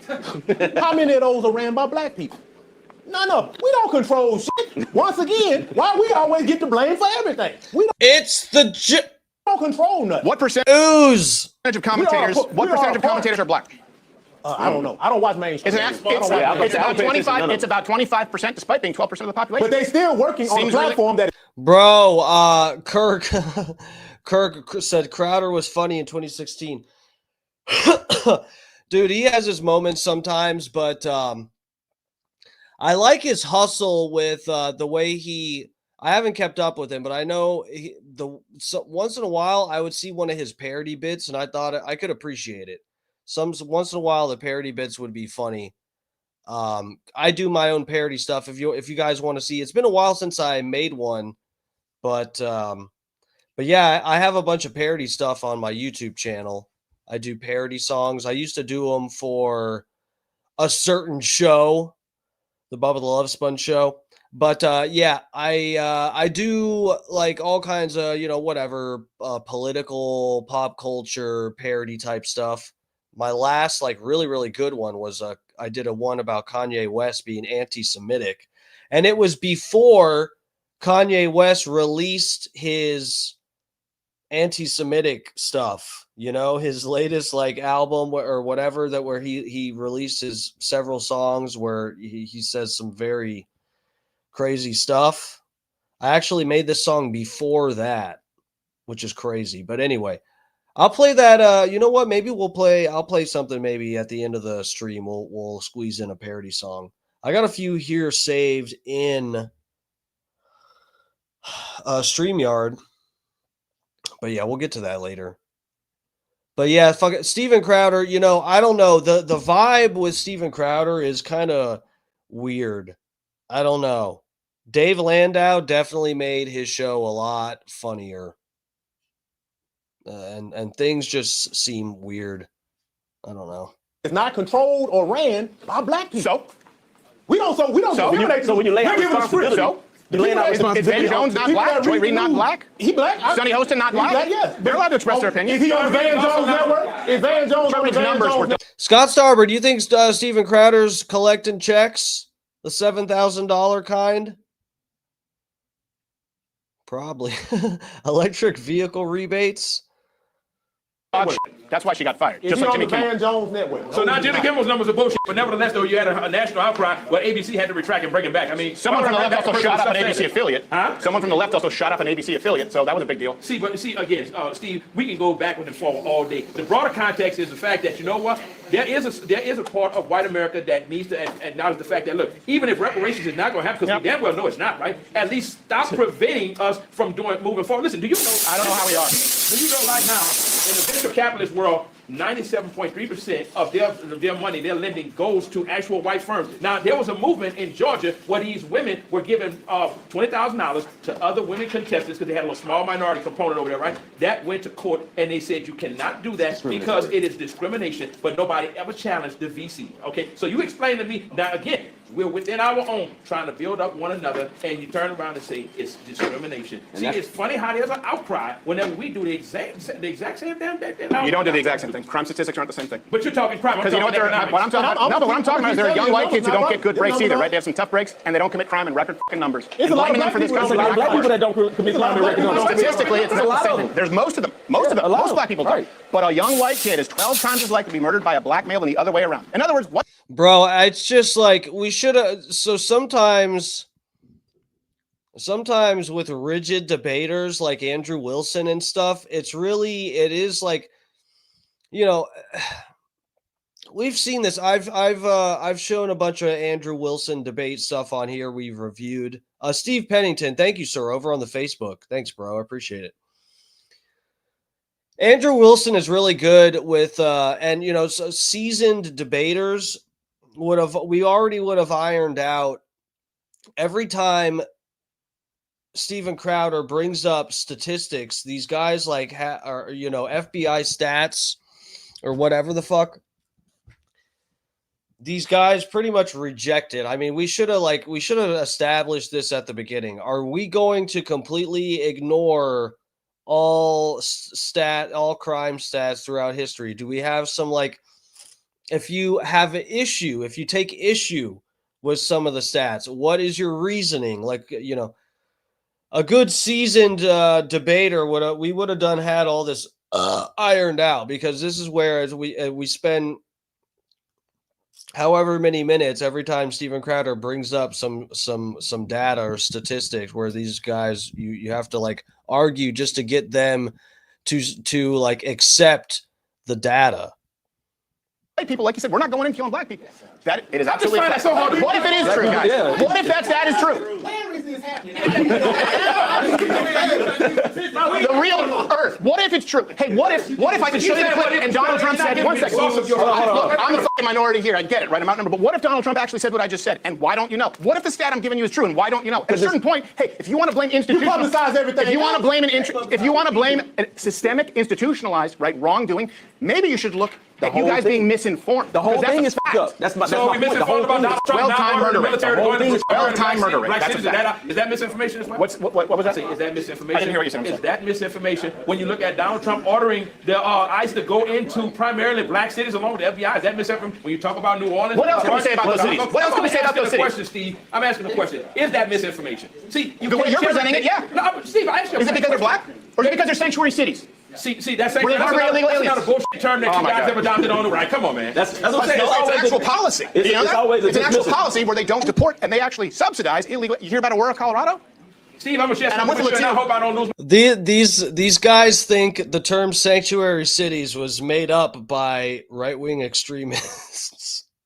Oh, fuck. Help us. My job behind what I'm about to share with you. Let me tell you something. I hope right you don't now. either. Let me tell you something right now. There is a big push with this immigration bullshit that is placating the public. Because let me tell you something. When they come to this country, the minute they hit the shore, the first thing they do is call and say that I want Medicaid. And guess what? By law, there is a record called non-citizen emergency expedited Medicaid. Look, I know there are. Kenny Powers says the statistics are part of the systemic racism. No, I know you're being facetious, but Steve Grumpy, you switched over to the YouTube. What's up, bro? Thanks for joining us. You can watch on the Facebook wherever. I know most people, we're over here on the YouTube, but dude, there are some people that I don't remember what they are. I think it's more on a case by case basis where some people might take issue with some crime stats or something like that. I mean, if you have some legitimate reason or you have some source or something that shows that the FBI is like neglecting to report the crime stats of certain races or something show me. I'm completely willing to have this conversation. I already was just talking about not trusting the FBI, at least when it comes to the Charlie Kirk thing. Does that necessarily mean we should throw out all FBI data or something? No. The reason I don't trust the FBI on the Charlie Kirk stuff is because it just doesn't pass the smell test. Unfortunately, the FBI's stats on black crime, that passes the smell test. We have to give it to them, all right? So if you want to turn around and talk about immigration, then you got to talk about the corporations and stop incentivizing this shit to happen, And all right? nobody's Because when they asking why come they here, gotta pay nobody says that. No, nobody talks I agree with you. about Why did Kamala right? Harris say that illegal aliens can't get Medicaid? But the problem I agree with you. the problem Why? existed They long came. before Kamala Harris, though. No, I'm telling you that the left. Why do you think they have a government shutdown right now? But that's what I'm saying. Right now, because the left wants government shutdown because of healthcare. healthcare for who's going to be beneficiary? Illegal aliens. Yeah. But see, you say that, but You shouldn't pay for that. I agree, that's right? just like Someone saying doing that illegally. illegal aliens can vote. You damn well know they can't. Of course they can. No, they can't. How do we do many it? instances have you seen? How many states have voter ID? Are you kidding me? Look, man, I'm from Louisiana originally. Okay, when I go to vote, the first thing they ask me to do is please let me see your ID. Yeah, how many states have voter ID? Okay, then you tell me the number. You got the number. It's over 20. Bro. Look, man, I know what's the excuse now? Google is part of the systemic racism. Bro, all you have to do is look this stuff up. What states have voter ID laws and stuff? This is man, at this point, it's and I'm not saying, anything based on anybody's race. I'm saying if you don't know this stuff, it's just it's kind of laziness. If you care at all about your vote counting and whatever, you should be maybe, if not having these discussions with people, but entertaining, watching some of these discussions or looking some of this stuff up or something like that. I mean, dude, and I played it the other night. What was it? In Minnesota, right? Isn't that, what's his name? Crazy ass. What the fuck was his name? Who ran with Kamala Harris? Tim Walz, that fucking clown. He signed the fucking ID law where the state pays for illegal immigrants to get an ID. And then now, this was a couple weeks ago, they showed that if the immigrants, and I looked it up that day when I heard about when we were doing a deep dive on Tim Walz, just looking at different controversial shit he's been involved with and whatever, and the signing was part of it. And I looked it up, and it doesn't say anywhere on this ID that you are or aren't an immigrant. And these people were using this ID as a form of ID to be able to go vote. They said they didn't say that they found people doing that. What they verified is that is okay by the rules. That is what they said. In theory, who was it? It was a state. It was a real. It wasn't InfoWars. This was like a state oversight committee thing having a discussion, and they laid out because of these IDs that the immigrants are allowed to get for free in Minnesota. They're able to vote in state elections. Not that they've caught them, but that they are 100% capable of doing so. So yeah. Don't. So 20 states that don't. We were told illegals couldn't get on Medicaid, but here they are. But I just told you that. I just told you that. I agree with you. That is something that has been going on in this country for damn years. Because you know why? So let's gotta support ask them. who's the corporate benefactors? If you're gonna do that, then make sure that. Well, you know why? Do you know about the census rule change? No. And by the way, this actually directly harms the black community, specifically the black community in a lot of ways, because you have a much more comparable percentage of the population to like Hispanics, right? More than white people. You're close, depending on the state. The census rule that they wanted to change, which you can thank Donald Trump for reversing, was going to count people in the household whether they were legal or not. Do you realize that would actually change district seats, voting patterns, and the electoral college? Why should someone here illegally be able to be counted? The electoral college does need to be changed. My point is, it would have been changed based on illegal immigrants. People who, and you know what else is pretty, hey, there's also a pathway to citizenship from the Democrat Party. So if you vote for us, you're going to get your free shit. And you know who pays for it? All of us. And you tend to have more Hispanic people in the black community who are there illegal. You live in closer proximity. My woman is Hispanic. She's Latina. Of course, she's nuts. But she'll tell you, because she has family members who are here legally, they're not at risk. Sanctuary cities are a problem. What about the companies that employ these illegal immigrants? See, they keep punish them all. Yeah, because once again, punish them all. Somebody. Are you going to punish the hand that feeds you? Come on. Hold on. I'm asking a question. Yeah. The companies that employ these illegal aliens, they're profiting not only by the normal margin, by increase because they're paying less to these people. But one thing, living in Texas and Louisiana, who's gonna pick that fruit? Oh, plenty of white people. Plenty of white people. Man, plenty of white people. Y'all white people ducked and ran from picking that. Didn't you see that? Didn't you see that? There was Ohio, I think it was Toledo, the meatpacking plants. Once they said we can't hire illegal aliens, it was a line around the block of white people. Do you realize that the enrollment in the trades has gone up? This idea. They was inside. I said out there in that sun. Who gonna get out there in the sun and get them strawberries? Hey, who gonna get them peaches in them apples? You know who did that? Me. Ain't no white people out there doing that. Did you know I did that? That was one of my jobs. Ain't no white people out there. I did a part-time job working in an orchard, and then I worked construction. Why wouldn't we do it? How many white people? You might have been out there. That's what I'm saying. It just happens. How many of them was out there? I done drove by the They weren't out there because it's slave labor. And seen them Latinos out there. I never thought I'd see a black man advocate for modern slavery because that's what that is. That's modern slavery. That's modern slavery. They should be paid more for the work. That's hard work, man. They shouldn't be here Somebody illegally. got to get that cabbage out there. Somebody got to get them sweet potatoes out the ground. Somebody got to do that. White people not going to do that. Of course you will. Once again, when the work got hard, that's when they went and got slaves. Yeah, white people don't know hard work. The Indians broke down. They went and got black people. They got the Chinese. They conned them in doing the railroad. Bro, I don't know if I fucking believe this. I just hear this all the time. And dude, I don't know what you're fucking talking about. Bro, there are people talk about that they're all the construction workers are Hispanic because they're the ones that want to do the work. Bro, if you will actually pay, that's the thing is they don't want to work for 50 cents on the dollar. Of course not. That's retarded. But it's cheating to pay people under the amount that they're technically supposed to get as a legal citizen.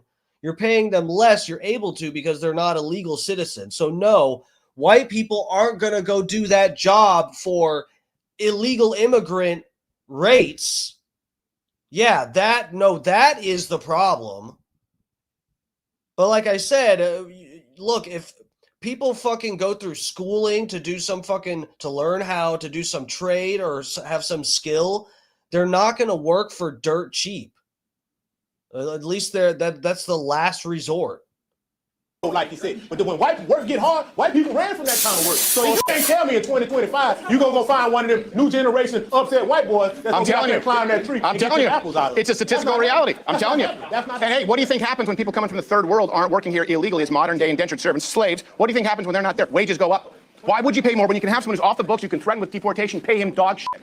That's exactly what I was just saying.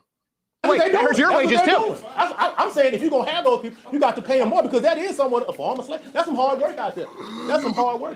But the companies that employ the Tropicanas, the Del Montes, the Libby's, all those companies that get the people, somebody got to get them green beans. All those companies are profiting from that cheap labor. Somebody got to pay. So if they're profiting from that, I agree. Those are the companies that need to be punished. They should be punished, and the government that incentivizes it should be punished. The government that incentivizes it because they're stealing food from your kids' mouth. The borders we can agree on that. Hopefully, but if you don't let them in here, somebody gonna profit. profit off of it, make them folks have to spit that bread out. Because if you punishing somebody, if you making that kind of profit off that illegal labor, you got to make it so punitive that I don't need to get that illegal labor because it's killing my profit. But if we apply it, and I agree with you, punish them, right? I agree with you 100%. Wouldn't we also apply it to sanctuary cities that have harbored illegal aliens and prevented the deportation? By the way, no Barack Obama. A sanctuary city, that's a city where you can come if you're an illegal alien. And they will protect you from deportation. Yeah, I don't understand that. Exactly. That's why I was born here, so I don't give a damn about nobody that's illegally over here. You ain't supposed to be over here. You got to deal with it. I agree. You got to deal with it. I agree. And anyone who's false should be punished. My kids was born here. My mom and my daddy was born here. My grandparents was born here. And so we here. So if you're not supposed to be here and you don't go through the legal channel, you got to deal with the consequences of that. Yep. Yeah, no, I'm not here for harboring nobody. I am for legally having a path to citizenship. Sure. Now, legal, right. Legal immigration is different. I agree. Legal immigration is different. And by the way, it shouldn't be easy. It shouldn't be easy. You should have to pass the test. It is not. You should have to pass the test to prove that you're going to be here. You're going to contribute. Once again, I agree. Once again, if I just went to Montreal. If I wanted to move to Montreal, I'd have to do some shit. Oh yeah. It'd take like 3 years for me to officially become a citizen, and there's a lot of stuff that I had to do in them 3 years. Yeah. To prove to them that I'm worthy of citizenship. Well, it's even worse when people hear. This is why I say people don't realize that America is actually they provide more opportunities than any other country. You don't get assurance maladie in Quebec unless you've been employed and paying taxes. I think unless they changed it, I haven't been there since 2004, 3 years. So in other words, you do not receive anything comparable to EBT, SNAP, any of that unless you're a tax-paying citizen with a record. They don't let people come there, white or black. Also, they are way more racist than America. People don't realize that. French Canadians, they're super racist. And the reason, my experience with Americans are the least racist people of all the countries. That includes Europe, that includes Canada. People think Canada's awesome, but French Canadians hate the Haitians because it's a French colony. They hate the Vietnamese. They're just awful. That's what I was about to say. It's different pockets that they hate. They don't hate us, Americans. Yeah, they don't like Americans. I didn't experience that. Yeah, they talk behind your back. I experienced it. Well, that and it's bullshit too. They're jealous. They're jealous. But they're gonna do that here too. Yeah. So. No, I know. Yeah, no. Canada's a silly place where, again, it's bigger than the United States with a tenth of the population, and it doesn't have the same kind of diversity that we have here. I mean, when people point to Norway or these countries that have giant social safety nets, it's like take the population of Rhode Island. And I'm sure you could probably make it work better too if it was 100% black or 100% Nordic. When you have a cultural common ground, it's easier, right? We have a lot more pockets in this country than in places like Canada. It's a beautiful city to visit, though. I highly recommend it. To live there is awful. You want to pay 52% income tax and 14%. What was sales tax when we went? 14%? Yeah, sales tax. You know what's crazy about Like it? You're taxed on tax. So you have a bill, they tax 7%, total it, and then tax another 7%. I was about to say, they came and got some more money after we got back. Yeah, that's socialism in Quebec. And I mean, I've buried relatives from their socialized healthcare. Which is why we need to fight harder to preserve this country first. Because see, we keep going back because of our ethnic differences and our beliefs and what have you. We can never move forward. And right now, we are in the fight of our life as Americans. Because let me tell you something right now. There's a huge push to supplant that damn dollar. And if you think that dollar doesn't mean nothing, you watch what happens when it loses that reserve currency status. You'll see what it's like to have a goddamn currency that's worth nothing. Okay? So we got to we really got to reevaluate. Listen, we're not going to ever agree on every goddamn thing. But the one thing we got to agree on is that we are Americans. And to the rest of the world, whether you're black, white, Republican, Democrat, independent, or what have you, you know what? They still see you as America, all right? So since we're one and the same, let's figure out what we need to do to address the real goddamn problems, you know? Now, as far as it goes for the young white male, I can't speak on his frustration. I simply hope that, you know what, we don't repeat the damn mistakes of the past, because look where it's gotten us after all these hundreds of years. We got to move forward. Yeah, I agree. I'm not asking you to speak for them. I'm asking you guys to consider listening. Sure. Because they're What was that noise? I heard a noise. They're at a point where, I don't know if you know this, a lot of young white dudes have had some pretty fucking tough breaks and no advantages. And they grew up in an era. No. Look, everyone has it. Everyone has it. Nobody no poor disenfranchised. That's the disconnect, man. Nobody's trying to hear that, man. Okay. Well, real talk. 12 times the murder rate. You don't want to believe it? Fine. I don't. And that kid's not going to want to pay reparations. On top of that, yep. I ain't scared. So you can throw them threats out there all you want. I know you're not scared. What the young white I know you're man not might scared. do. I know you're not scared because you're 12 times less likely to be the victim of a violent crime from a white person than he is of you. That's a fact. I'm 12 times more likely to defend myself against some bullshit. So if the young white boy come with that bullshit, I'm gonna meet that bullshit with some bullshit. A lot of white people going into black neighborhoods. That's what I'm saying. A lot of white boys going into black neighborhoods around, and ain't nobody playing. Understand that? Well, you guys, come on, let's real talk. You've never seen a white person come in solo into a black neighborhood and start a fight. I don't think you've ever seen it. I don't see black people. Let's be honest, guys. You're not afraid of young white kids. Steve, you saw a white man going to murder. I'm agreeing with you, but I'm also giving you a flip side to that coin that you. Bro, you guys wanna see what's that classic video? I have it saved somewhere. I'm gonna go find it. This is funny because, like, as Crowder said, this is just like it doesn't seem like something that a white person does to just try to. This is like it's a meme. Black people, I think, even know this and joke about it, that white people are like afraid to go into the hood.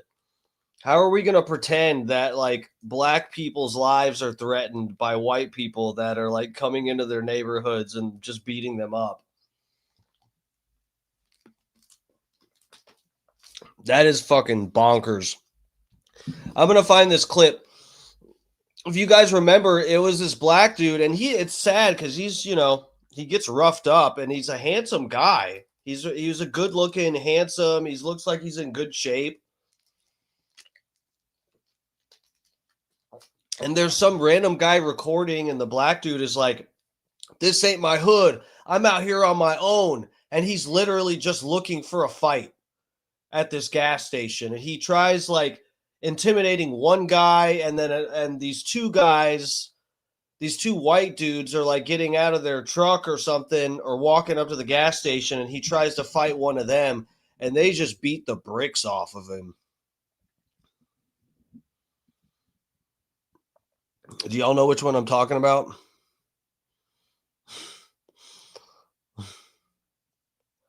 Oh, you guys like my new sound effect. Oh, okay, good.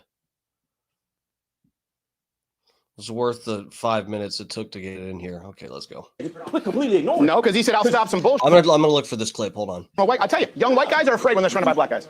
Okay, but don't come around black guys. I'm afraid when I'm surrounded by a bunch of white men. I'm just not going to allow my fear. I'm not. No, I'm not saying you. Dude, I'm surrounded. This could be an entire tornado, black fists raining on me for saying the wrong thing. Steven Crowder. I'm talking to the boy that you're talking about. The young white boy that I'm not even saying I wouldn't deserve it. I'm talking to him. If you're that scared of black people, don't come around black They're not scared. They're tired of it. Well, don't stay away from us. Great. You got your own area. Then don't ask them to pay for it. And we're not because oppressive. once again, So you want them to stay away but foot the bill. So you got to do that with everything And now else it's in the tax kid, now it's the boodle, and nothing is stay away from us but pay for us. Do you realize that Once guy's again, going to hate ignore you? that other side of the coin. If we're going to do that, if we're going to give you that, then you got to go through everything and you got to give us the same thing. We're not going to pay for certain shit that we don't agree with. Can I ask you something real talk? While we're having real talk. Why do young black men fight in packs? Why when we see a world star video? Actually, I know personal experience. Y'all Asians fight in packs more than young black. No, I'm talking about every time I tune in. I used to be a club bouncer, so I'm talking about video after video of a defenseless person on the ground getting stomped by social media. That's people. conditioning. That's something somebody propped up that wants you to see that represents black folks. So you think it's equal across the board? That's the problem. No, I think it happens in any community. Do you think it happens more from young black men than young white men? No, it gets everybody more than young black men. Do you think young black men commit violent crime more than young white men? Let's laser. Do you think amongst each? I found the clip, guys. I found it here. Hold on. Oh wait, okay, bro. This one. Oh, this is a Steve Inman. Well, this was, this video has been around. I don't know why.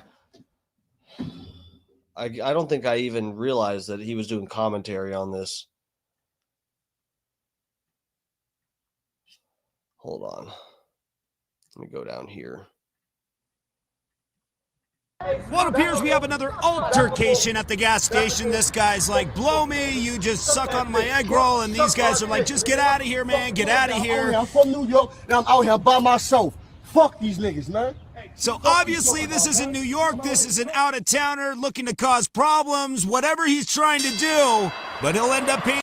Bro, this is the exact opposite of what the black dudes were just talking about. This is a black guy coming into a white neighborhood just trying to fucking fight somebody, run their pockets. The ultimate price as he tries to confront Cornfed Fred. Cornfed Fred comes in with that nice old good-fashioned takedown, now whooping the living shit out of his head, and the car moves out of the way, giving them a little more room and a little more distance here, and now putting on the ground and pound clinic as he continues to turn his face into freaking hamburger helper oblivion.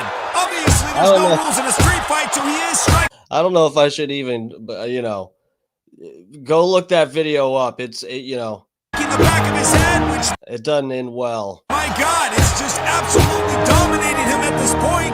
Now taking the back, utilizing that weight for the full mount position as he continues to pulverize his dome. And my God, I think it's over. Somebody is going to step in. This guy should have never stepped up in the first place. My God, just go back to New York. Bro, this guy needs to get peeled off of the fucking floor. So, yeah, there's that. Classic. Each other, yeah. Do you think that you're saying you don't believe the 12 times rate? Do you believe that young black men commit wanton violence against white men more than white men do against black men? No. Okay. Then we're never going to find common ground or improve because it's reality. Right, because you believe Steve Miles. Bro, this is what I was saying. We should have confronted this first thing in this debate. Here we are. We're like, this is part 2. We're over halfway through part 2. We're almost to the end of this conversation. We've realized where the dead end street is. It's at the data. These guys don't believe any of the data that also supports the anecdotal evidence. No, I know that, and I'm listening to the kids who are living that. It would be like me telling you in 1960s, the black is going, you don't know, let me speak for you. You can't speak for those kids. It's what they're going through. Listen, I want to listen, but you guys need to listen to them too. This is not going to go well. I'm hearing you. I'm hearing you. But I'm telling you, I'm just asking, while I'm hearing you say that young kid is feeling this way, of course, I'm asking you to tell that young kid, consider the people that came before him.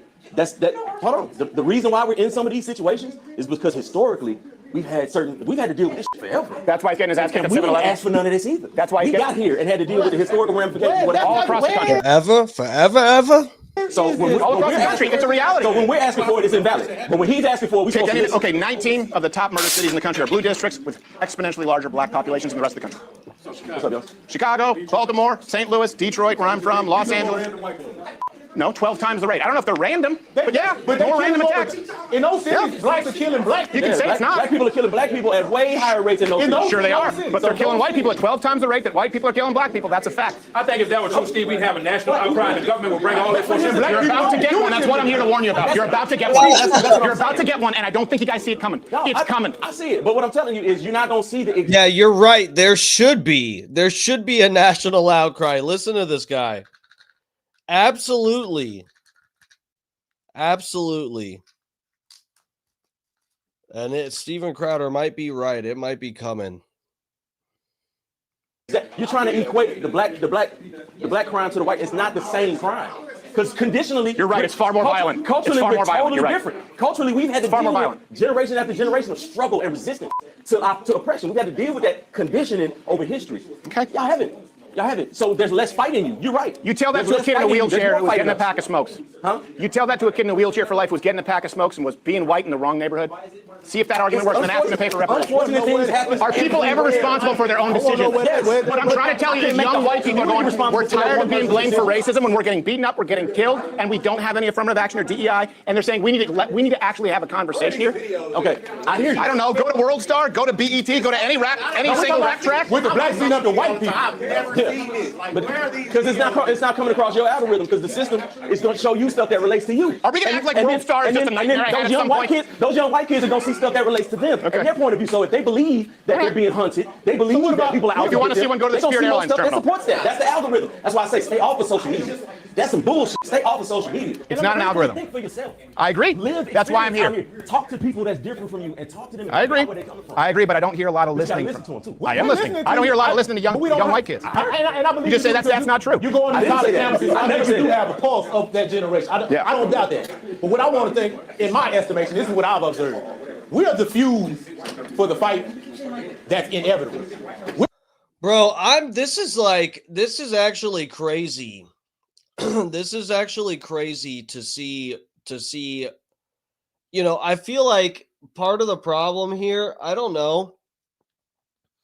I feel like because this discussion is being had inside of a barber shop, which is bathed in black culture and stuff. And I feel like whatever that means. And I feel like we're almost, I don't know if this is because this is the territory of these gentlemen arguing with Steven Crowder, where it's, and I'm not even trying to be insulting or anything, but it's like, it's a different reality in this room, they're trying to have this conversation and it's just like, it's a whole different world in this barber shop.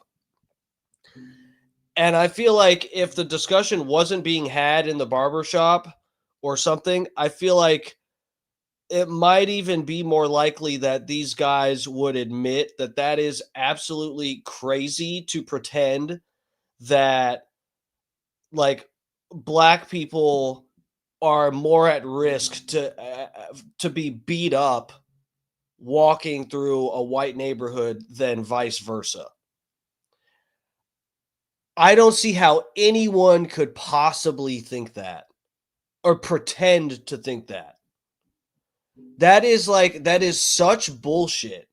Like I already said, it's a comedic go-to for like black comedians and stuff. This is like, it's a meme how white people are more afraid of black people than black people are of white people.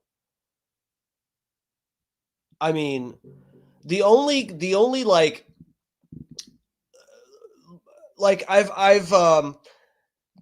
meme of black people being afraid of white people is like with that movie Get Out. I forget that actor's name who's in that. But the black guy that's in, isn't it Get Out, where the black dude, he gets like hypnotized or whatever the fuck, and I feel like that has like brought a resurgence of this false narrative of like black people being scared to be around white people. It's like only in some fucking like, fantasy horror type of way are they black people are not afraid to be beat up by white people. That shit that is just like not even a thing. And you guys know damn well white people are scared of black people. You fucking know that. We're not necessarily the problem, but we're the few that's trying to get lit. See, I feel like we can only pretend that that's not the case when we're sitting in a black barber shop where it's like majority black people, and they're all just gonna decide together to pretend that that's a thing, that black people are scared to go into white neighborhoods. That is the biggest fucking joke ever. Protective white people that are trying to start fights or start a revolution against black people to fight the fight that they really want to fight against other white people. Okay. See, that's what keeps getting tossed to the side and covered up. See, we're just a few. Once again, there's not enough of us to make an imprint in this country if it popped off like that. There's not enough of us. So we're the trigger. That's why you see the random outbreaks of violence when it is a lot of times white on black. It's to get the black people riled up and mad at white people so that we can go and do something to negatively affect the white community to get this party started. Right. Now, in the midst of them beating or trying to destroy us, now they can go fight the fight that they want to fight. Just like the thing with your man Charlie. That dude was mad about, like you said, he was in love with the transgender dude. He wasn't necessarily mad at Charlie, but Charlie was saying some things he ain't like. So he took it upon himself to kill this man for saying something that he didn't like. We didn't have anything to do with that. I didn't say you did. I know you did. I know you did. I'm not saying you did. But a lot of people No, they didn't. And I'm gonna tell you, and people listen, have not blamed Charlie Kirk on the black that's the part right there. Steve, you refuse to listen to anything. So you think white people are blaming Charlie Kirk's death on the black community? It was precipitate. What happened was, after that happened, the two young men that went to Tennessee State set up in Charlie's, in his model, his MO, we want to have the debate.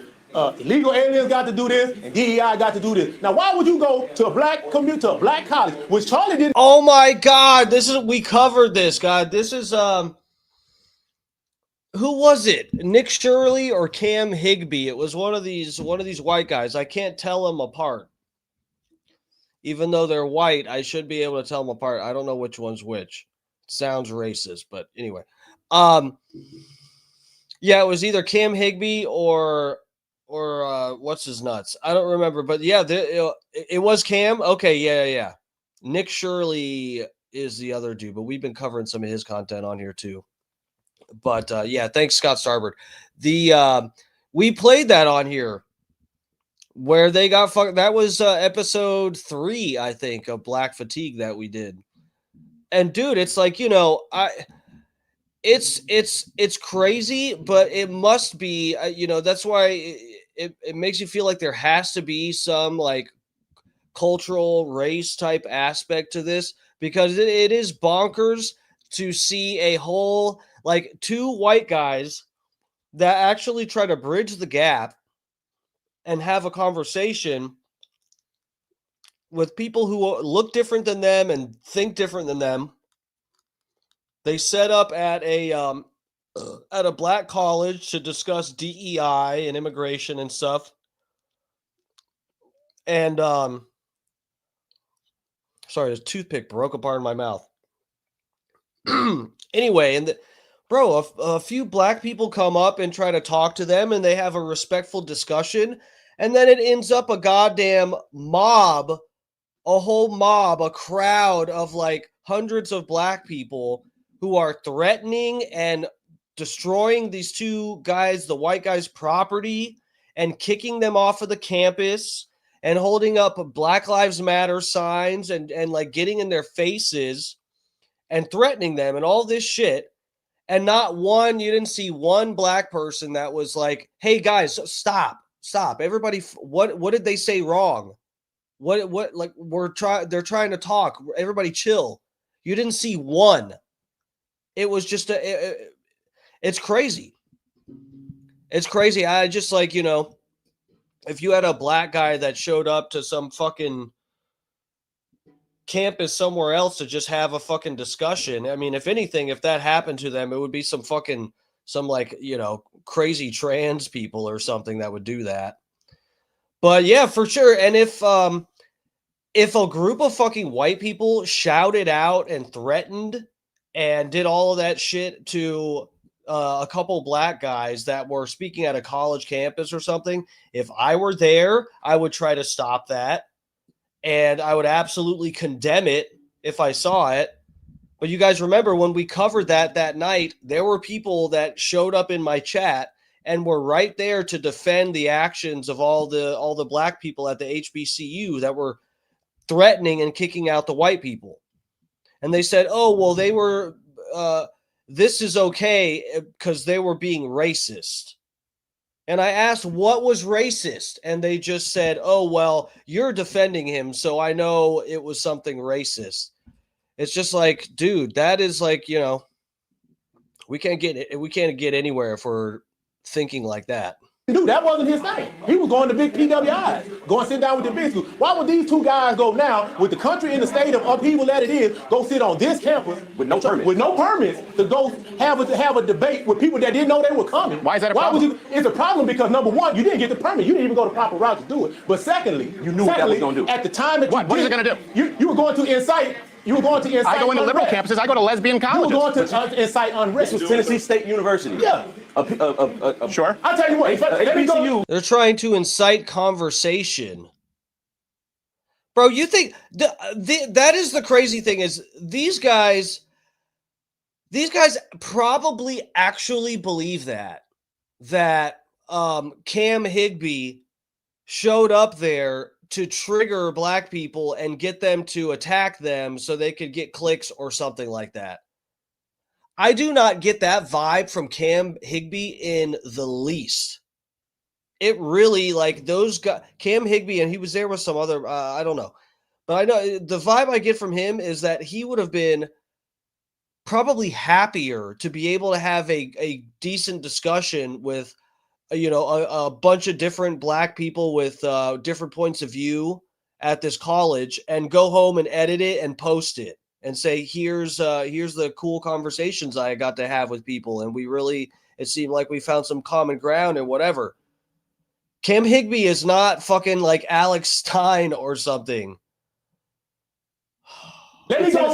We got a folding table in the back. I'm gonna take that table. I'm gonna go over here to this Jewish synagogue up here off the tollway, and I'm gonna go sit down and I'm gonna start saying disparaging things against them. Do you think I'm gonna be allowed to sit there and stay there? No, they're gonna escort me out of that building. Well, right? sure. If it's private property, yeah. Exactly. So hold on. But are you saying they had an anti-black sign? These boys? No, those guys said illegal. Something about illegal. Deport all illegals. So DEI is the devil. Deport all illegals. DEI is wrong or something like that. Yeah, DEI is the devil or DEI. But they did that to go and try and incite that group of people. No, they went there for the same reason here. Have a conversation. That's white people going over there bothering black people. But you see how you... That's white people going bothering black people. Let me ask you this. They should get a permit. I agree. They should get a permit. But before why they didn't have their ass there the month before Charlie Kirk got shot? You know why? Because they didn't give a fuck about Tennessee State. They just wanted to try to go somewhere to incite some unrest. Or maybe they went there because they want to have hold on a second. Would they talk with anyone who would sit down at the table?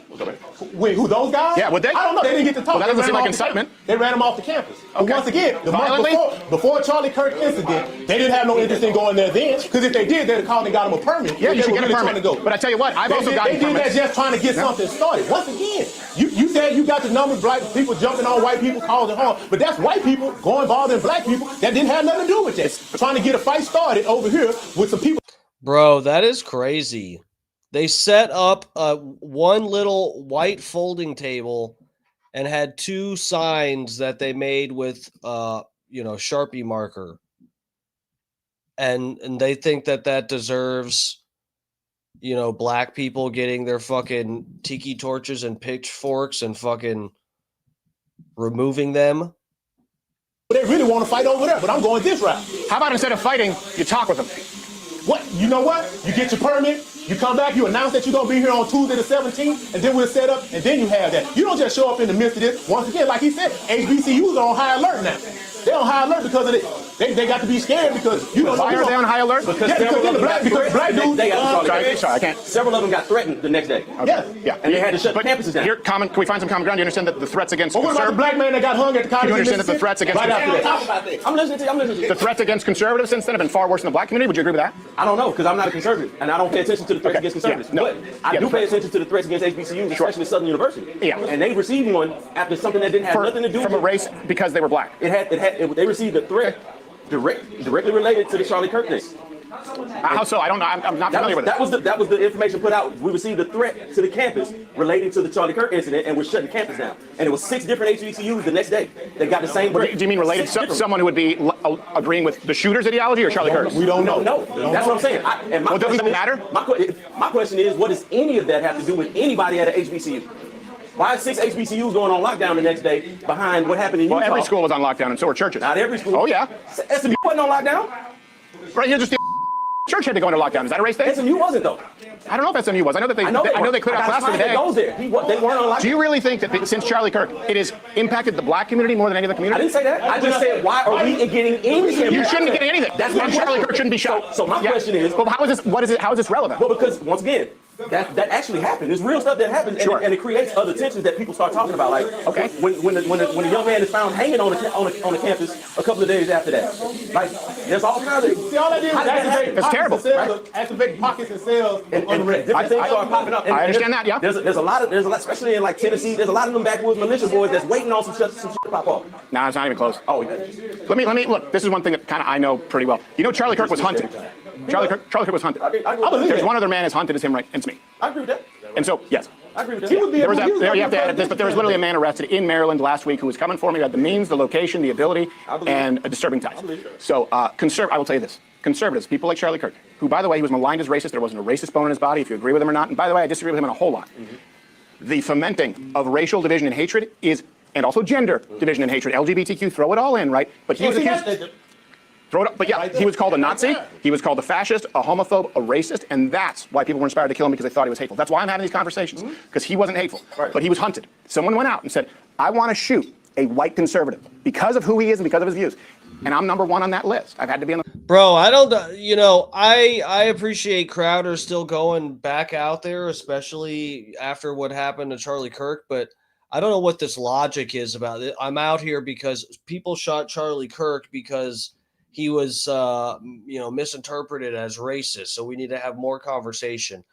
Bro, that is not, number one, it was the feds. But even if you believe that, what the fuck? Like, Charlie Kirk was doing the same thing that you're doing right now. He would talk to any person that fucking walked up and actually wanted to have a conversation. And he got fucking killed. I mean, if you actually believed he only got taken out because, whatever, some crazy leftist had a trans boyfriend or something. I mean, I don't know what you think you coming to a barber shop is gonna, come on. Charlie, if you can misinterpret Charlie Kirk, this is the thing, is when you're having difficult discussions, you actually have to be like somewhat intelligent. You can't be an actual buffoon to be able to understand what's going on. So if you're a buffoon, you're just gonna, it's not more conversation and you being a closed-minded fucking idiot. It's like, if you actually believe that the violence was caused by that, I don't see how you think that that's going to change anything. Phone with the FBI. I've had to be on the phone with multiple intelligence agencies, because this is not, you're seeing the one that got through. There have been many attempts on Charlie's life and my life because of what we do here, having a conversation. And I think we can all agree that that's something that needs to be changed. But if you take that and go, and I've condemned it totally, just like Donald Trump with white supremacists. If that happens at HBCUs, it's awful. It shouldn't happen anywhere. Right. Also, no one should be kicked off of campus or beaten up permit or not, for having a point of view. People should have a conversation. They should have been kicked off campus. You should be kicked off by the administration. But here's the other thing that happens. Let me give you a flip side of that. SMU, TCU, UT, I've gone through the process. But here we go, guys. Listen, it works both ways. The fucking you can here. It's so funny, but we're looping back to the Carmelo Anthony, Austin Metcalf case. We're looping back to it. We've got something that's somewhat related here.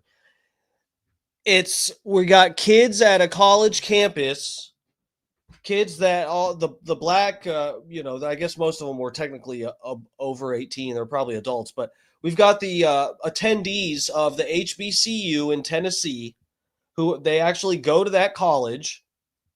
And then you've got a couple white kids who set up a table there. And according to the black people, they don't have the authority to be there because they don't have a permit. I don't think the black people that kicked them off of the campus were definitely not concerned about whether they had a permit or not. I don't think they cared whether they had a permit. They just wanted them gone. So if that is the case, and by the rules, technically the white kids shouldn't have been there. Cam Higbee should not have been there trying to have a open discussion with black people. The attendees of the college, some kids going to that HBCU, do not have the authority to kick two random white kids off of their campus. They should have gone to an administrator, a staff member, teacher, fucking somebody who actually has authority, the campus police, whatever the fuck, and got them to remove them. That is how you do it. And that is, I'm applying my same standard across the board with Austin Metcalf and Carmelo Anthony. It's the same thing. It may be Carmelo Anthony was not supposed to be there, but kids attending a school or a college, whatever, do not have authority to remove somebody from the campus. So anyway, yeah, that's where we're fucking up in both cases here. I've gotten permits, and then you've had students, sometimes they're black, sometimes they're lesbian, and they've complained and said, hey, we think this is hateful, and had to leave campus. And you know what that does? It puts me at risk, because now I don't have the place secure. Yeah, even though I had the right, but someone had an opinion that offended them. But that's what I'm saying. Just like, if I say, okay, if I make a statement that says, man, white people have been giving it to black folks for a long time, somebody might take that and say, that's racist. You shouldn't say that. Sure. I'm going to feel like historically I got a right to say that, because that's what America has shown me. Yep. And I'm not saying nothing against any particular white person. I'm saying in general, the white power structure has been giving it to black folks in America for a long time. You can say that. So, and you should never experience violence for it. I agree. But there's certain places in time that, right. But I can say that in certain places in time that will incite violence. Because if I go out and say that in the middle of the cornfield festival when I'm surrounded by people who don't look like me, and I say that, then I'm gonna subject myself to their scrutiny and their ire. Like they're gonna be like, wait, what you say, boy? And I would anticipate. I think you might get some racial epithets, and you might get an N-bomb. You might get the N-bomb here, but I don't think you get assassinated. I don't think you get assassinated. Out of here, don't be some trouble. Yeah, I know. We always know about the racist white guy. That incident that happened with Charlie Kirk as a real wake-up call, and I'm gonna tell you, I said, unless we can really have an effective discourse when it comes to our differences of opinion, we're gonna have a bad country moving forward. Yep, and that's what I'm saying. People hear things and they hear it according to their conditioning, what they've been conditioned to believe. So if you hear me say, white people have been giving it to black people for a long time, and you've been conditioned to think that as a black man, I'm a certain type of person, well, you're gonna lean this way, and you're gonna categorize my speech as a certain thing. But if you're free thinking and you're clear thinking and you can think for yourself and say, well, let me examine what he said before I label him, because that's what everybody quick to do is label somebody as something. Yeah. Everybody got to be labeled as something. You got to be a leftist or rightist, or you got to be a conservative or whatever. Like everybody's got a label. Yeah. If you think for yourself and say, you know what he said is actually ain't all the way wrong. He might have said it in a fucked up way. That's the thing that, once again, no disrespect to the dead, but that's what I give Charlie. Charlie said a lot of shit in fucked up ways sometimes to certain people. Like what? If you come from a certain black, like once again, if I'm on the phone with a customer service representative that's a moronic black woman, well, okay, I'm gonna hear that statement and saying, well, I get that you might think just anybody working in customer service is maybe moronic, but you didn't have to point out. But what did he say that was messed up? Moronic black woman. So to black women, it's gonna be a long way. Oh, you're talking about that quote. So here's something that's important, right? Because Charlie Kirk was assassinated. Let's be clear about this, and we're both agreeing because people believed a lie. He never said black women were moronic. He never said that. He said it specifically about Ketanji Brown Jackson, or Jackson Lee, 3 black women who said, I'm here because of DEI. He said, if you're saying, I agree. I don't think you're smart enough for that job because they're not great in his opinion. Yeah, he said, I agree with your statement. He never said black. He had black women who worked. The exact quote he used, I watched the interview where he was talking to this blonde lady, I forgot her name. But Megyn Kelly. No, it wasn't Megyn Kelly. She's ugly. It was another. She's going to see this. I want her to see it. She's anyway. He was on a video call side by side with a lady, and he said, if I'm on a customer service call with a woman and she's a moronic black woman, that's his exact words, bro. I'm not paraphrasing or nothing. I'm using his exact verbiage. That's what he said. Yeah. If I'm on the phone with a customer service agent and she's a moronic black woman, what am I to think? That she got there based on DEI? Yes. Right? So the context is he said, bro, what is okay? I think people don't understand language or something. That people have a real. If you say a moronic black person or a moronic white person, that is not, you are like, what people I think interpret that as saying you are saying all black people or whatever group you say, whatever group moronic person, that you're saying all of them are morons.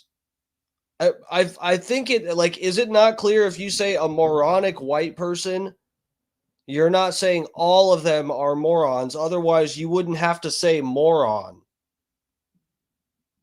Right? You're specifying that it's a white person who is also a moron.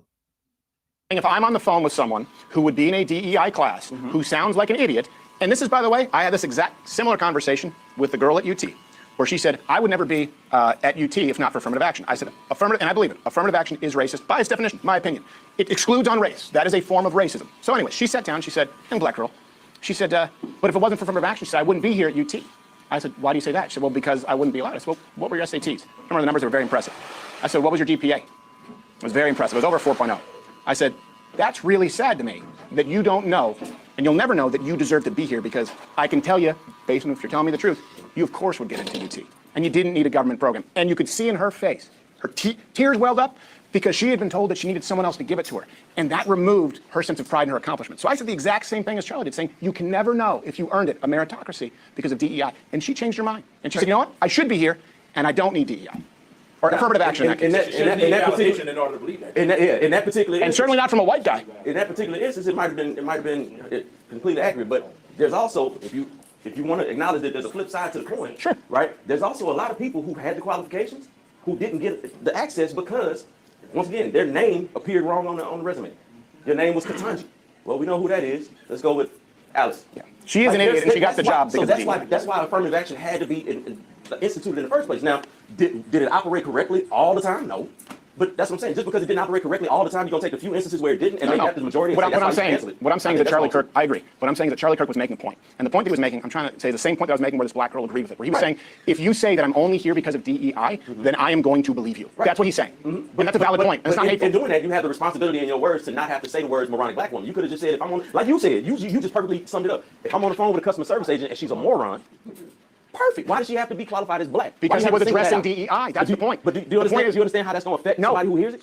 No, my point is, okay, that makes sense. If someone is addressing DEI in a conversation and is asked about it, where race is relevant as per the policy, DEI, it exists based on race. You can't blame someone for acknowledging the race in criticizing the policy. But the policy was created because race was being used to exclude. Fine. Then don't say that it's wrong for him to acknowledge the race. He was making the point about a race-based initiative. You see the choice in words he had to use? And once again, our responsibility in our choice of words is what creates a response in other people.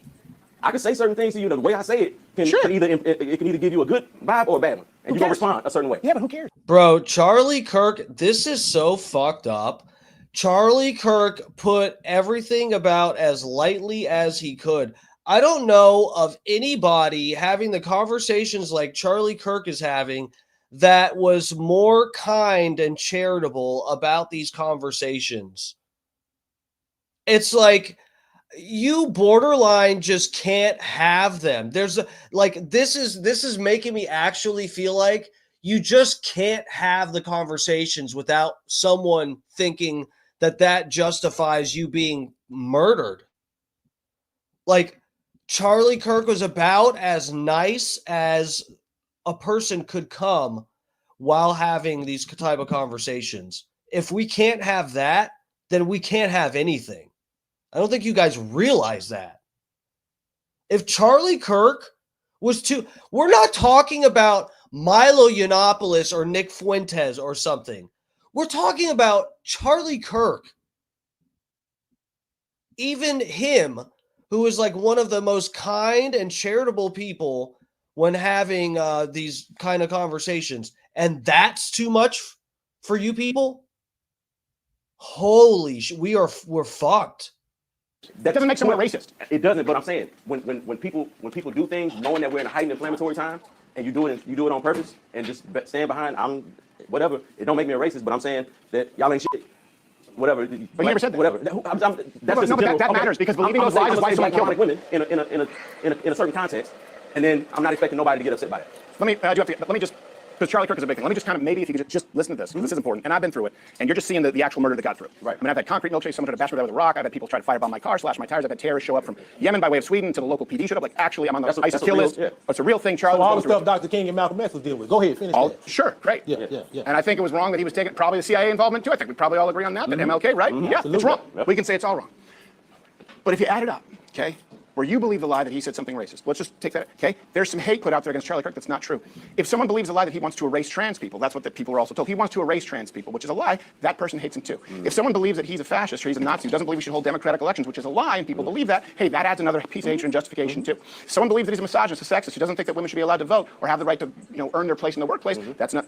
And every single one of them is dishonest, just like no one here knew that Donald Trump said, I condemn white supremacists and neo-Nazis totally. So I still don't know that he said it. I hear you saying he said it, but I'd have to go see it in order to know. Okay, so let's assume for a second that I'm not lying, and right after this, I make the references available always. And you see that. And let's assume that I'm not lying and Charlie Kirk wasn't racist. And let's assume that he didn't want to commit genocide against trans people. And let's assume for a second that I'm not lying and there's a 12 times murder rate from black toward white people as opposed to white toward. Let's assume that I'm not lying about any of this because I'm kind of good at it and I know these numbers and it's what I do. Wouldn't we acknowledge that, hey, why? Why do so many people believe these lies? I guarantee you this right here, this conversation, you will read in the media that this was racist. Because I sat down discuss race issues. Because I sat down and argued with black people. I've been accused of being a Nazi because of sitting down and having conversations. Well, you should know that's offensive. That's not my responsibility. I'm actually having a conversation, and so did Charlie. And he was shot for it and vilified for it. And wrongly. And that's wrong, yeah. That's wrongly. And nobody, but it's because people believe the lie. But that's my point. It's because the way information is propagated and given to people, once again, via social media, all these other platforms, and most of it is disinformation. I agree. So that's the root of it. Is the blind guy a barber too? Does he do like 6th Sense type of haircuts or something? Or like he feels your hair like it's braille and he can tell how long it is? The problem is giving people the wrong information and then they responding to this wrong information by feeling a certain way about the people that information is informing them about. Yep. So then you have crazy people responding to misinformation. And that's where we at. We're a bunch of crazy people, bunch of shit up soda cans waiting to pop over some bad information. Yeah. I just want to add something, if I may, though, and this is the only part, as it relates to the Charlie Kirk situation, the only thing I think we kind of get the mixed message in that is, as I said again, it was a young white man that killed Charlie Kirk for his personal issues, whatever those ideologies that may have been the cause to fuel his violence. It wasn't a black man who said, I don't like what he's saying. Nevertheless, he has said that, Ketanji Brown Jackson, what's that young lady, Michelle Obama, all these people are DEI hires. In other words, we respond differently because we have gotten so accustomed to it in terms of what's believed about us or perceived about us. So we just know, hey, and tomorrow it'll be another soundbite on some other shit. You understand what I'm talking about? So we're not going to react the same way. So I think we got to acknowledge the fact that, hey, you know what? There may need to be a change in the conversation overall as it relates to what's really the hell going on with white and black America. That's why I say I just need you to kind of and Steve, when I say this, it's not a challenge, but I got to ask you, you got to tell me these sources where you're getting this 12 times more likely a black man killing a white person. I got to know that, not because it's contradictory, but because I like to have facts. Get out the source. I'll give them to you. Yeah, when we do it, we always give a QR code where you can see all of them. These are coming from either the FBI or DOJ. You say QR code to see, and that's blind. I know, that's what I'm saying. I have to print it out in Braille and ship it.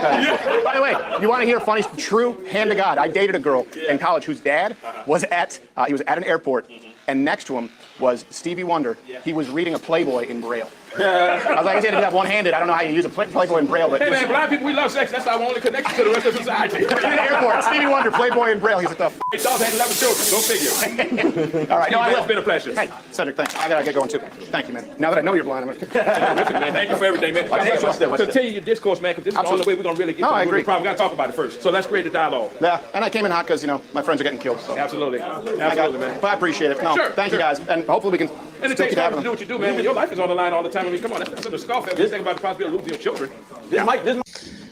Damn, dog. It really be like that. Damn. Damn, dog. Okay. What time is it? It's 10:37. Guys, I need some fucking sleep. Man, I've been losing sleep. Been waking up, curling weights, pushing them weights. All right, let's why don't we, because I have it in the thumbnail, I may as well we may as well at least get to this one.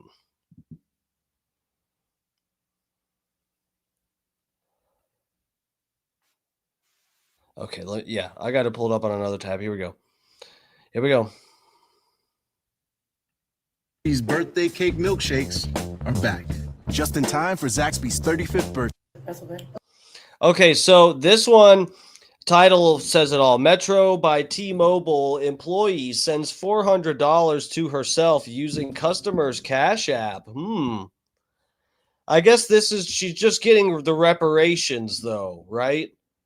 She's owed this $400 from this specific customer. What if she did a 23andMe, got DNA from the customer, traced their ancestry, and found that their ancestors owned slaves? So after doing all that research and figuring that out, she also double-checked and verified with, going through Facebook and stuff. I mean, she dotted her I's and crossed her T's. She said, this lady for sure owned slaves in her family, her bloodline. Okay, so I'm going to take this $400. Is that fair? I think that's fair. On November 18th, 2024, police were called after a woman reported that $400 had been sent through Cash App from her account to a store employee shortly after visiting a Metro phone store for help with her phone. Hello. Bro, can I say, I don't want this to sound racist, but dude, come on, black people, how good do you think that white people have it? If someone they get phone service through your fucking shitty T-Mobile store, you think that they just have like that much money in their account that they're not going to notice a $400 withdrawal? Bro, these are hard times. Man, this is what black people think about white people, that they just got money like that. They won't notice a $400. This is just a little off the top. This is a reparations. They won't notice. Doing good. Is there a Kayla Allen here? Hello, can I speak to you? Perfect. You have somewhere in private? Let me call you back. All right. We can step out front if that's okay. Do you have a separate office or anything like that, or is this just? Okay, can we go step in here?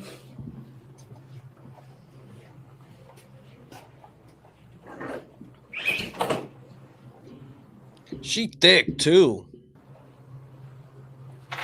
Okay. Yeah, perfect. That's fine.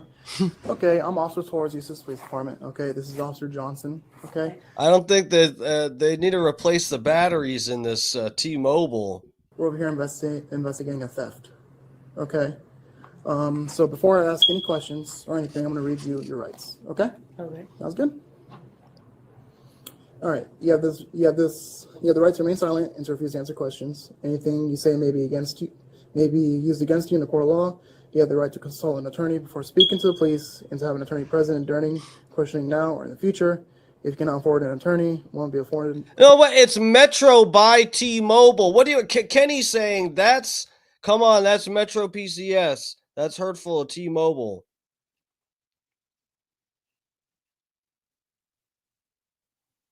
Oh, Big E says T-Mobile is the best service out there. Who the fuck knows? You would know, actually. For you, before any questioning, if you wish, you can decide at any time to exercise these rights and not answer any questions or make any statements. Do you understand each of these rights I've explained to you? Mm-hmm. Okay. How are these rights in mind? Do you wish to talk to us now? Yeah.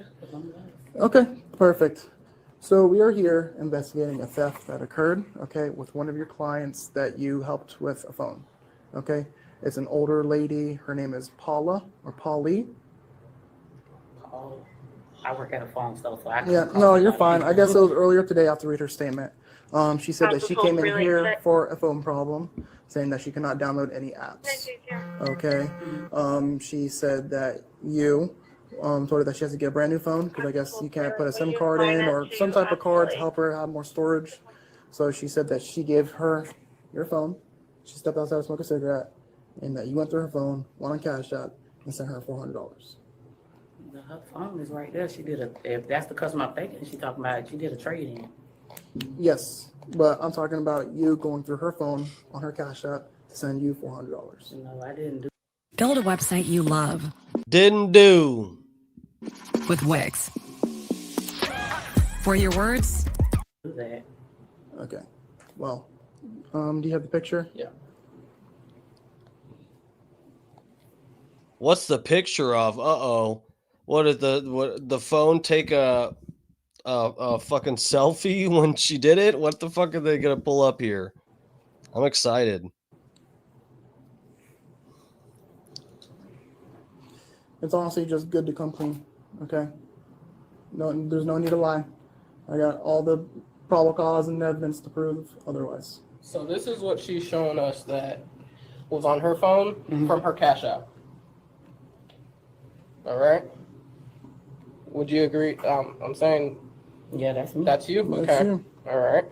Confirming.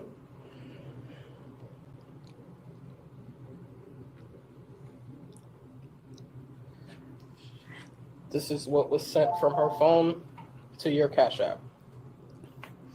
And it shows. Cash App. All right, and it shows right here. Paula Tills, which is our victim, payment received. All right. From her. And I didn't receive that. You did. There's $400 that went to your bank account on Cash App. 466. Okay. You already had $66 before that. Oh, fuck. Exposed. Exposed. Oh, man, he just rubbed it in her face a little bit. He said, no, yeah, the $400 went through, and then the balance was $466 because you only had $66 in your broke-ass, bottomed out ass, rock bottom ass, fucking cockroach infested ass bank account. I didn't even see that come in. You're the one that did it, so I just. I did watch our camera. We have cameras in here. This is your MO. I already looked up your jail history.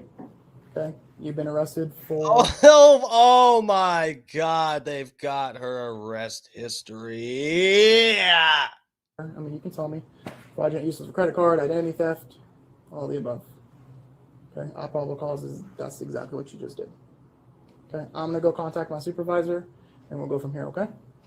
Are you the manager? Okay, perfect. Bro, what is the thought process that I'm for real? Is that what is this like for real? Black people think that white people just have like 100K in their bank account or something. Dude, that is the problem. You know, we need to be having more Steven Crowder type of conversations with the black community, okay, without getting threatened and kicked off of HBCU campus. We need to have more of these conversations because I don't think the black community realizes how fucking poor white people are right now. This economy is hitting us all bad, okay? We don't just have $400 to you know, forget about being in our fucking bank account, okay? Wait, did I have an extra $400? You know what? Probably not. I mean, I've got 6 to 7 figures in my bank account. You know, I can't remember if I had that extra 400 or not, but you know what? I won't even double check. It's not worth my time.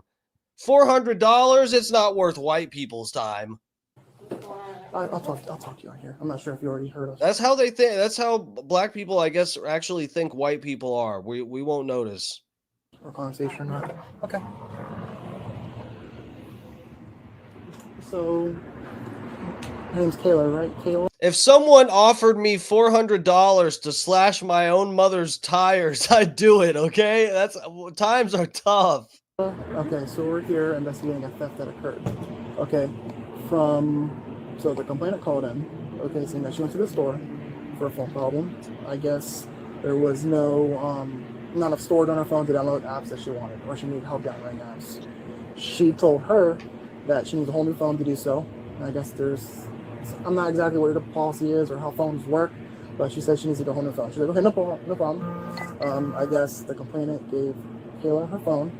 She came out here to smoke a cigarette, the complainant, and while doing so, Kayla went on her phone, went on her Cash App, and sent her $400. Actually, more than that. $400 actually went through, and it was processed, access. I think she tried $500 another time.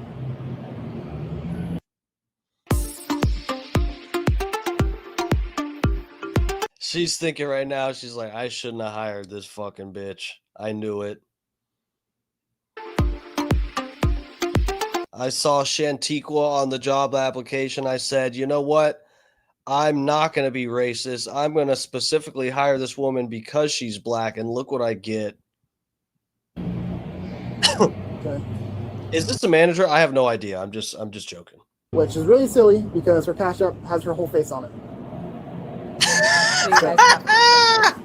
Yes. Yes. Do you know Her fucking dumbass mug is on the Cash App. Oh, fuck, that's funny. when did this take place? When? It happened today. Cash App's time is weird. It said 9:18 p.m. Obviously, it's 7:21. But she gives the address. We confirmed. She showed us a screenshot of the Cash App. We looked her up on LCSO website, and this is her MO. Fraudulent use of the credit card, identity theft, so on and so forth. Is she getting arrested Yes. right now? Not at this moment. I'm gonna contact my sergeant. I'm gonna let him know what's all that's happening, and we'll go from there. Okay. Am I able to speak to her? Of course. Just give me 1 second, okay? I'll let you speak to her. Alrighty. I'll be right back. Okay. That's my district manager in my house. Yes. She's been here all day. She was even here when the lady came. We was all in the front. She was standing with. If she pulled up the camera, she was standing right there. We got a store full of customers. Okay. Well, I'm not sure who else would go through her phone besides you. Me and her both were, I'm not saying she did, but we were both doing her devices. We both helped the lady. Okay. Are you willing to send the complainant back, the victim back her money? Yes. All right, let's go ahead and do that.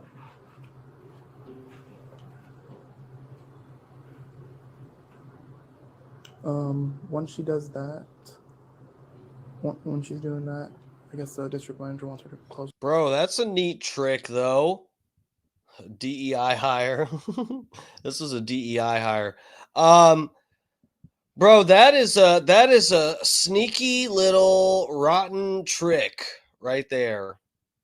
Bro, I'm telling you, I don't play these fucking games. And look, I look good naked, but I got some nudes. I got pictures. And let me tell you, every time I've gone to switch my phone over or whatever, I'm like a hawk watching. You ain't going to any other room. You're not going more than 5 feet away from me with my old phone and all those dick pics. It's not happening. That her stuff for the job. Okay. I was asking. And booty pics. There's pics of my hole in there too. She wanted, because we didn't know what was gonna happen. So I asked her, did she want me to close? Yeah, and I think that's what she wants you to do. Yeah, so if you could stay 10-12 with her, I'm gonna call the victim back. Okay. See what she wants to do now. Okay. Right? Then we'll go from there. But I want to make sure you're sending. Yeah, I'm trying to see where it came from.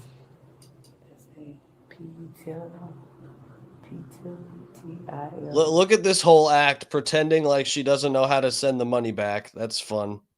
That's fun. I bet the cops love that. What is that, 2 L's? 1 L? Is that 1 L or 2 L? I bet you knew when you sent it the first time. Paula, Tillis. Yep. Yeah, that's fine. What if the black lady sent the money to the wrong Cash App and then they gotta go hunt that person down? It's right out the back door and everything.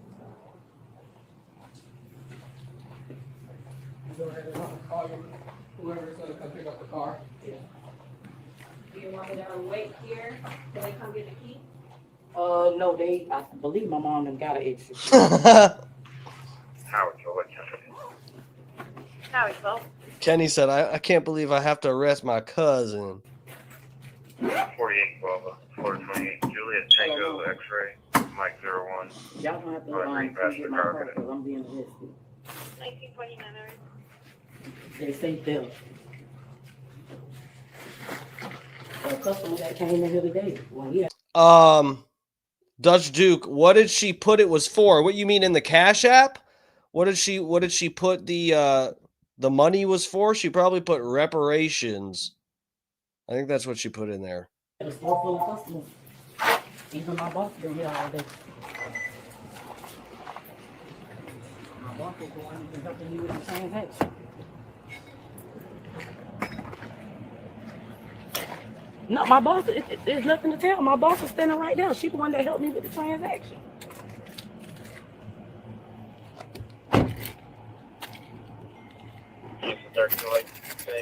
I don't know this. I'll take the keys. No, I'm gonna take. Yeah. I'll give them to your manager. No, those are my keys for my car. Oh, they're gonna stay in here, or we're gonna? No, I'm gonna take them with me. Oh, you gonna take these with you? Yeah. Okay, that's fine. Yeah, those are my car keys. Yeah, my mom live literally on Center Street. Yeah. You see that? Hold on, I got two phones. Okay. Your hands behind your back for me, like a crane. I've been excited to receive this for a very long time. The book, The Ultimate Guide to Rebuilding. You gonna take your watch off or anything? You want that to go with your mom too? Yeah, let me just throw this in my Oh, they are arresting her. car real quick.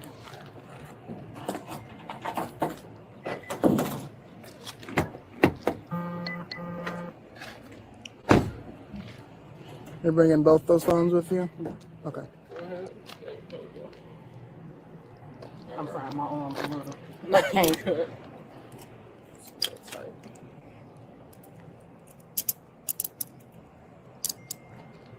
There's no way I can get a criminal citation. No. Like I said, that would have been the best scenario for you, but unfortunately, Police went to the victim's residence, where she told officers she wanted the suspect arrested and her money returned. Shit, I bet. Her boss helped her do it. No, that's what she's saying. She's going down, but not without a fight, but without dignity. Yeah, she stole $400 from somebody, and then she's gonna just at the slightest possibility that maybe she could trick the cops into thinking her boss did it and get her boss arrested. She's hoping that'd be a possibility, but I guess that didn't work out for her. So no, she was just stooping incredibly low as a human being. I don't think her boss actually helped her do anything. Car probably stolen too. You never know. Shut that whole store down, bro. Next time a black person gets shot, BLM should come burn this fucking store down. Chase the hell out of her when you get there. That is weird. Wait, what'd she say? Hold the fuck up.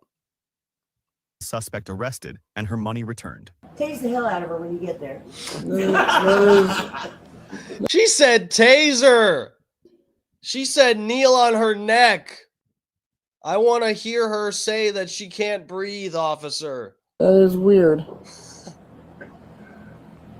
yeah, because normally if they're asking you to switch out your phones and stuff, they'll ask you to delete or reset your own phone, and she never did. Okay. Nope. Nope, she did not. Okay, so one question for you. Okay, Yeah. what would you like to be done? I want my money back. Okay, there you go. Would you say, I'm assuming you want to prosecute? Yes. If she is found? Yes. Yes. Okay. Alrighty. Well, we'll be right with you. Okay. All right. Just hang on for that. Okay, I'm gonna get you a statement. You use this 57 like you should have. Okay, like 10:15.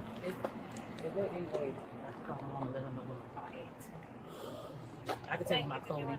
Yeah, that's fine. That's fine. Bro, yeah, Kenny, she was hoping the cops would write her a parking ticket.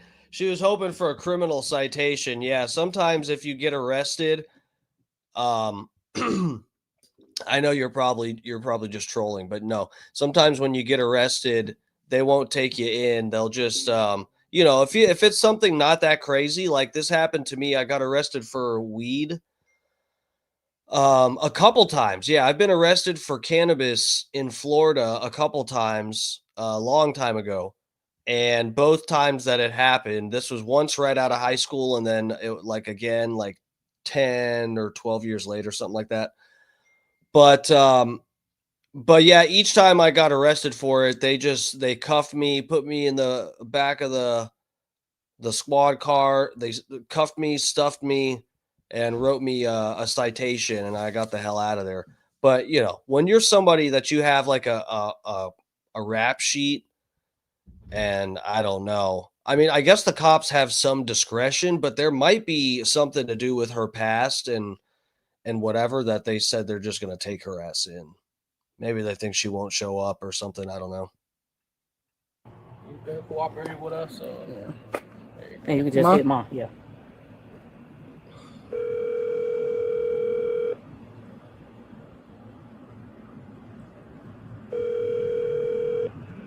Hello. Mom, my car is in the back. Okay, but so what happened? The lady say I cashed out myself, but me, my boss, and we had a store full of customers. She was standing right there the entire time. So, okay, but if ain't no proof, you cashed out yourself her money. That's what she said. When all I was doing was setting up her devices. Okay, but wait a minute. So do you? Oh shit, Mama don't buy it. That's her baby, and her baby wouldn't do that. Did it show that you cashed out yourself? Yeah, it was on my cash app. Okay, well then you did that. No. Turning. No. Then you did that. Oh shit, Mama done called her ass out. Exposed. Hiding spots into honey holes since 1957. I did not.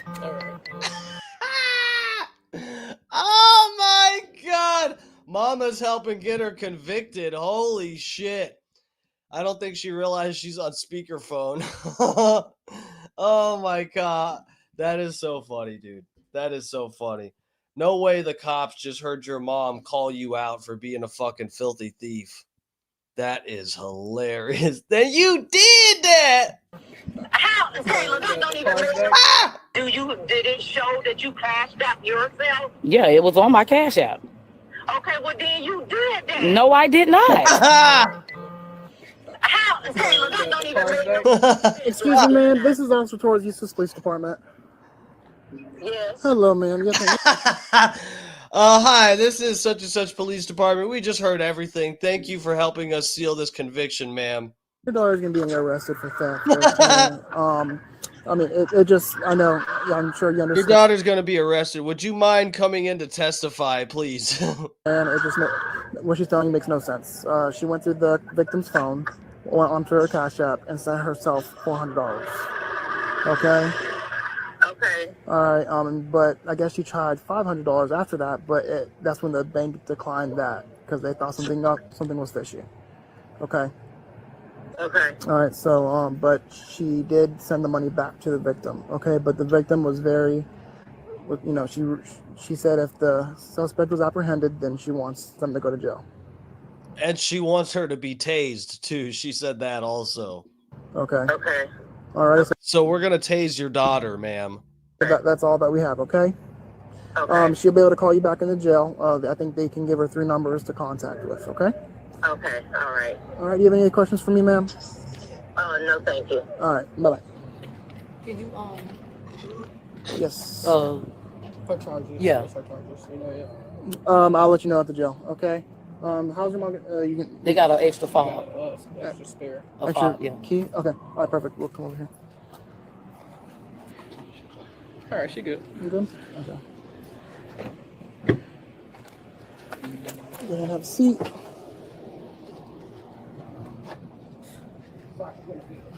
gonna be weird. That's what I'm saying. Try to put one foot in. There you go. Got it. Just, it comes a little tight. It's better than the Impalas that we have. I'm not sure if you've seen those or not, but. I can't sit back because it comes tight. My arms are short. Okay, no problem. Bro, that is wild. Wonder if the bondsman accepts Cash App. Mom knew exactly what happened. Bro, you did the same thing to me. Dude. Bro, Mama knows. Mama knows.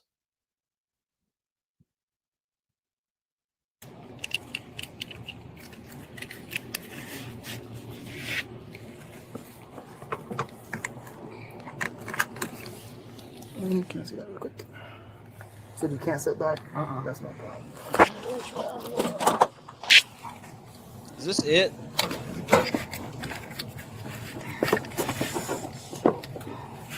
We'll try to get moving so you can get out of those things. They're not comfortable right now. Okay. First off, up front. You said? Yeah, socks are up front like this. Okay. She was charged with scheme to defraud. Share your thoughts in the comments below and don't forget to like and subscribe.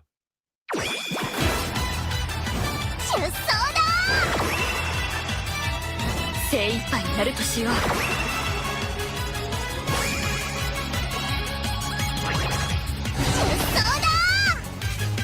精一杯になるとしよう。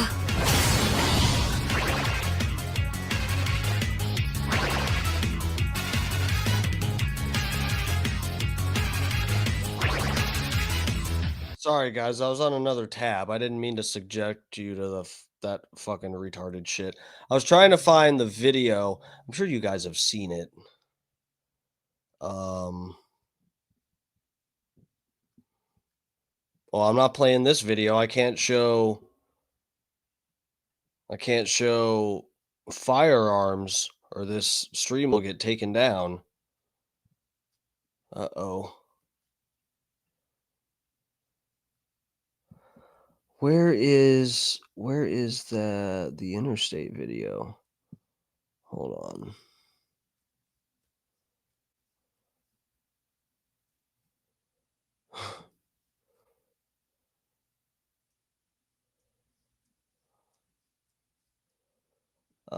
I think I have it saved here. Hold on a second, guys.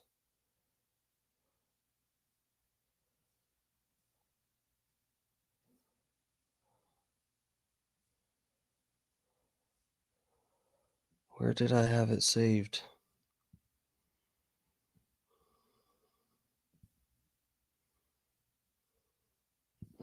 Here, let me look on let me look on Twitter real quick. I'm sure I can find it real quick, real fast. Oh God.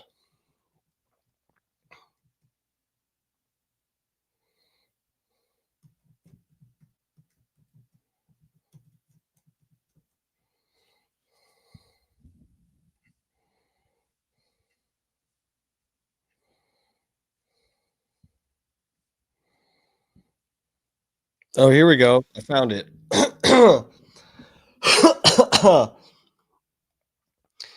Here we go. Let me get you guys. This is the last video and we're getting out of here. It's late. Here we go. I love happy endings. Suspect in pursuit struck by car after trying to run on the freeway. What happened? Getting out of the car? Slamming on the brakes, trying to get out. Whoa. Wow. Oh my God! Oh no! Stay wide. He got hit. Stay wide is right. We'll watch that again. Hold on. I'll try to cut away again. What happened? Getting out of the car? Slamming on the brakes, trying to get out. Whoa. Whoa! And wow. Oh my God! Oh no! Stay wide. He got hit. Okay, we're gonna keep. What happened? Getting out of the car? Now slamming on the brakes, trying to get out. Whoa, Get whoa, out. whoa, Wow. Oh my God! Oh no! Oh. All right. Well, the crime rate just went down. I'll say that much. Okay, guys, we got to get out of here. This has been Black Fatigue episode 5. Hope it was flavorful for you. Let me see here. Tomorrow, we splat. Oh yeah, here we go. Tomorrow, I have a couple different things planned. We're probably I gotta go to the hospital again tomorrow. I'm not sure what we might do a little bit later of a stream tomorrow. We might go on at like 9 or something like that, so I can spend some more time with my mom. So yeah, guys, we'll see. But yeah, I will be going live tomorrow at some point. Hopefully it's not just a workout. That will be a possibility, but I'm going to try to not make that tomorrow's stream. We're going to try to do a real stream at night. And yeah, I have something interesting to get into tomorrow. Something very interesting. I've been talking about doing an episode about this where I explain to you guys my connection with something. I don't want to spoil it yet, but yeah.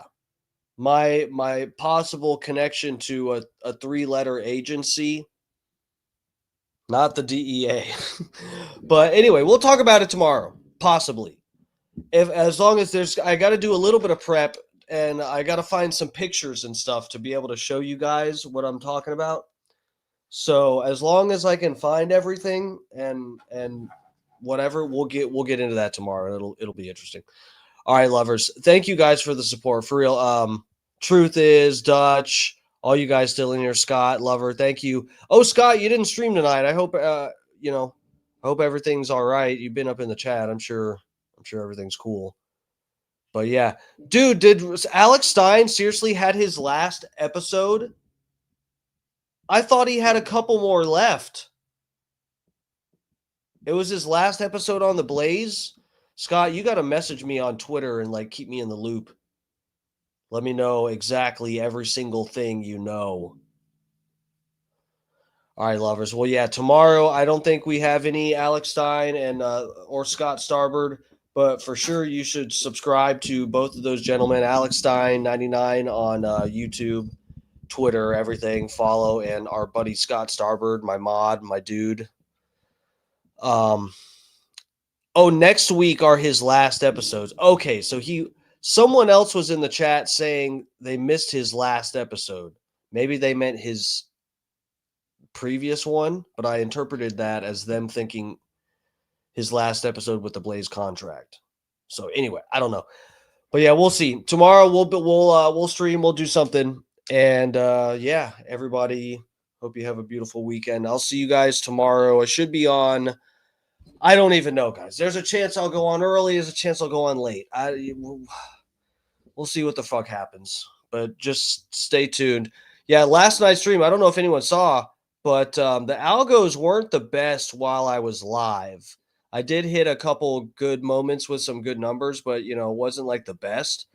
But, yeah, the stream from last night got, I think it's up to 1 point some K views, which is pretty good.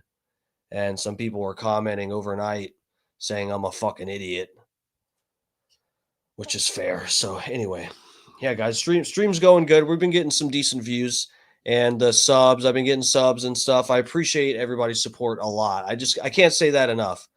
I know it's a big pond out here on the internet. And so I do appreciate everybody clicking and getting in the chat and participating and helping me out because whatever. I need support. So yeah, thank you guys. Scott, thank you, sir, for modding. I know this is this is the crazy taxi of live streams. All right, lovers. Oh wait. There you go. I'll see you guys tomorrow. Everybody take care. Mwah.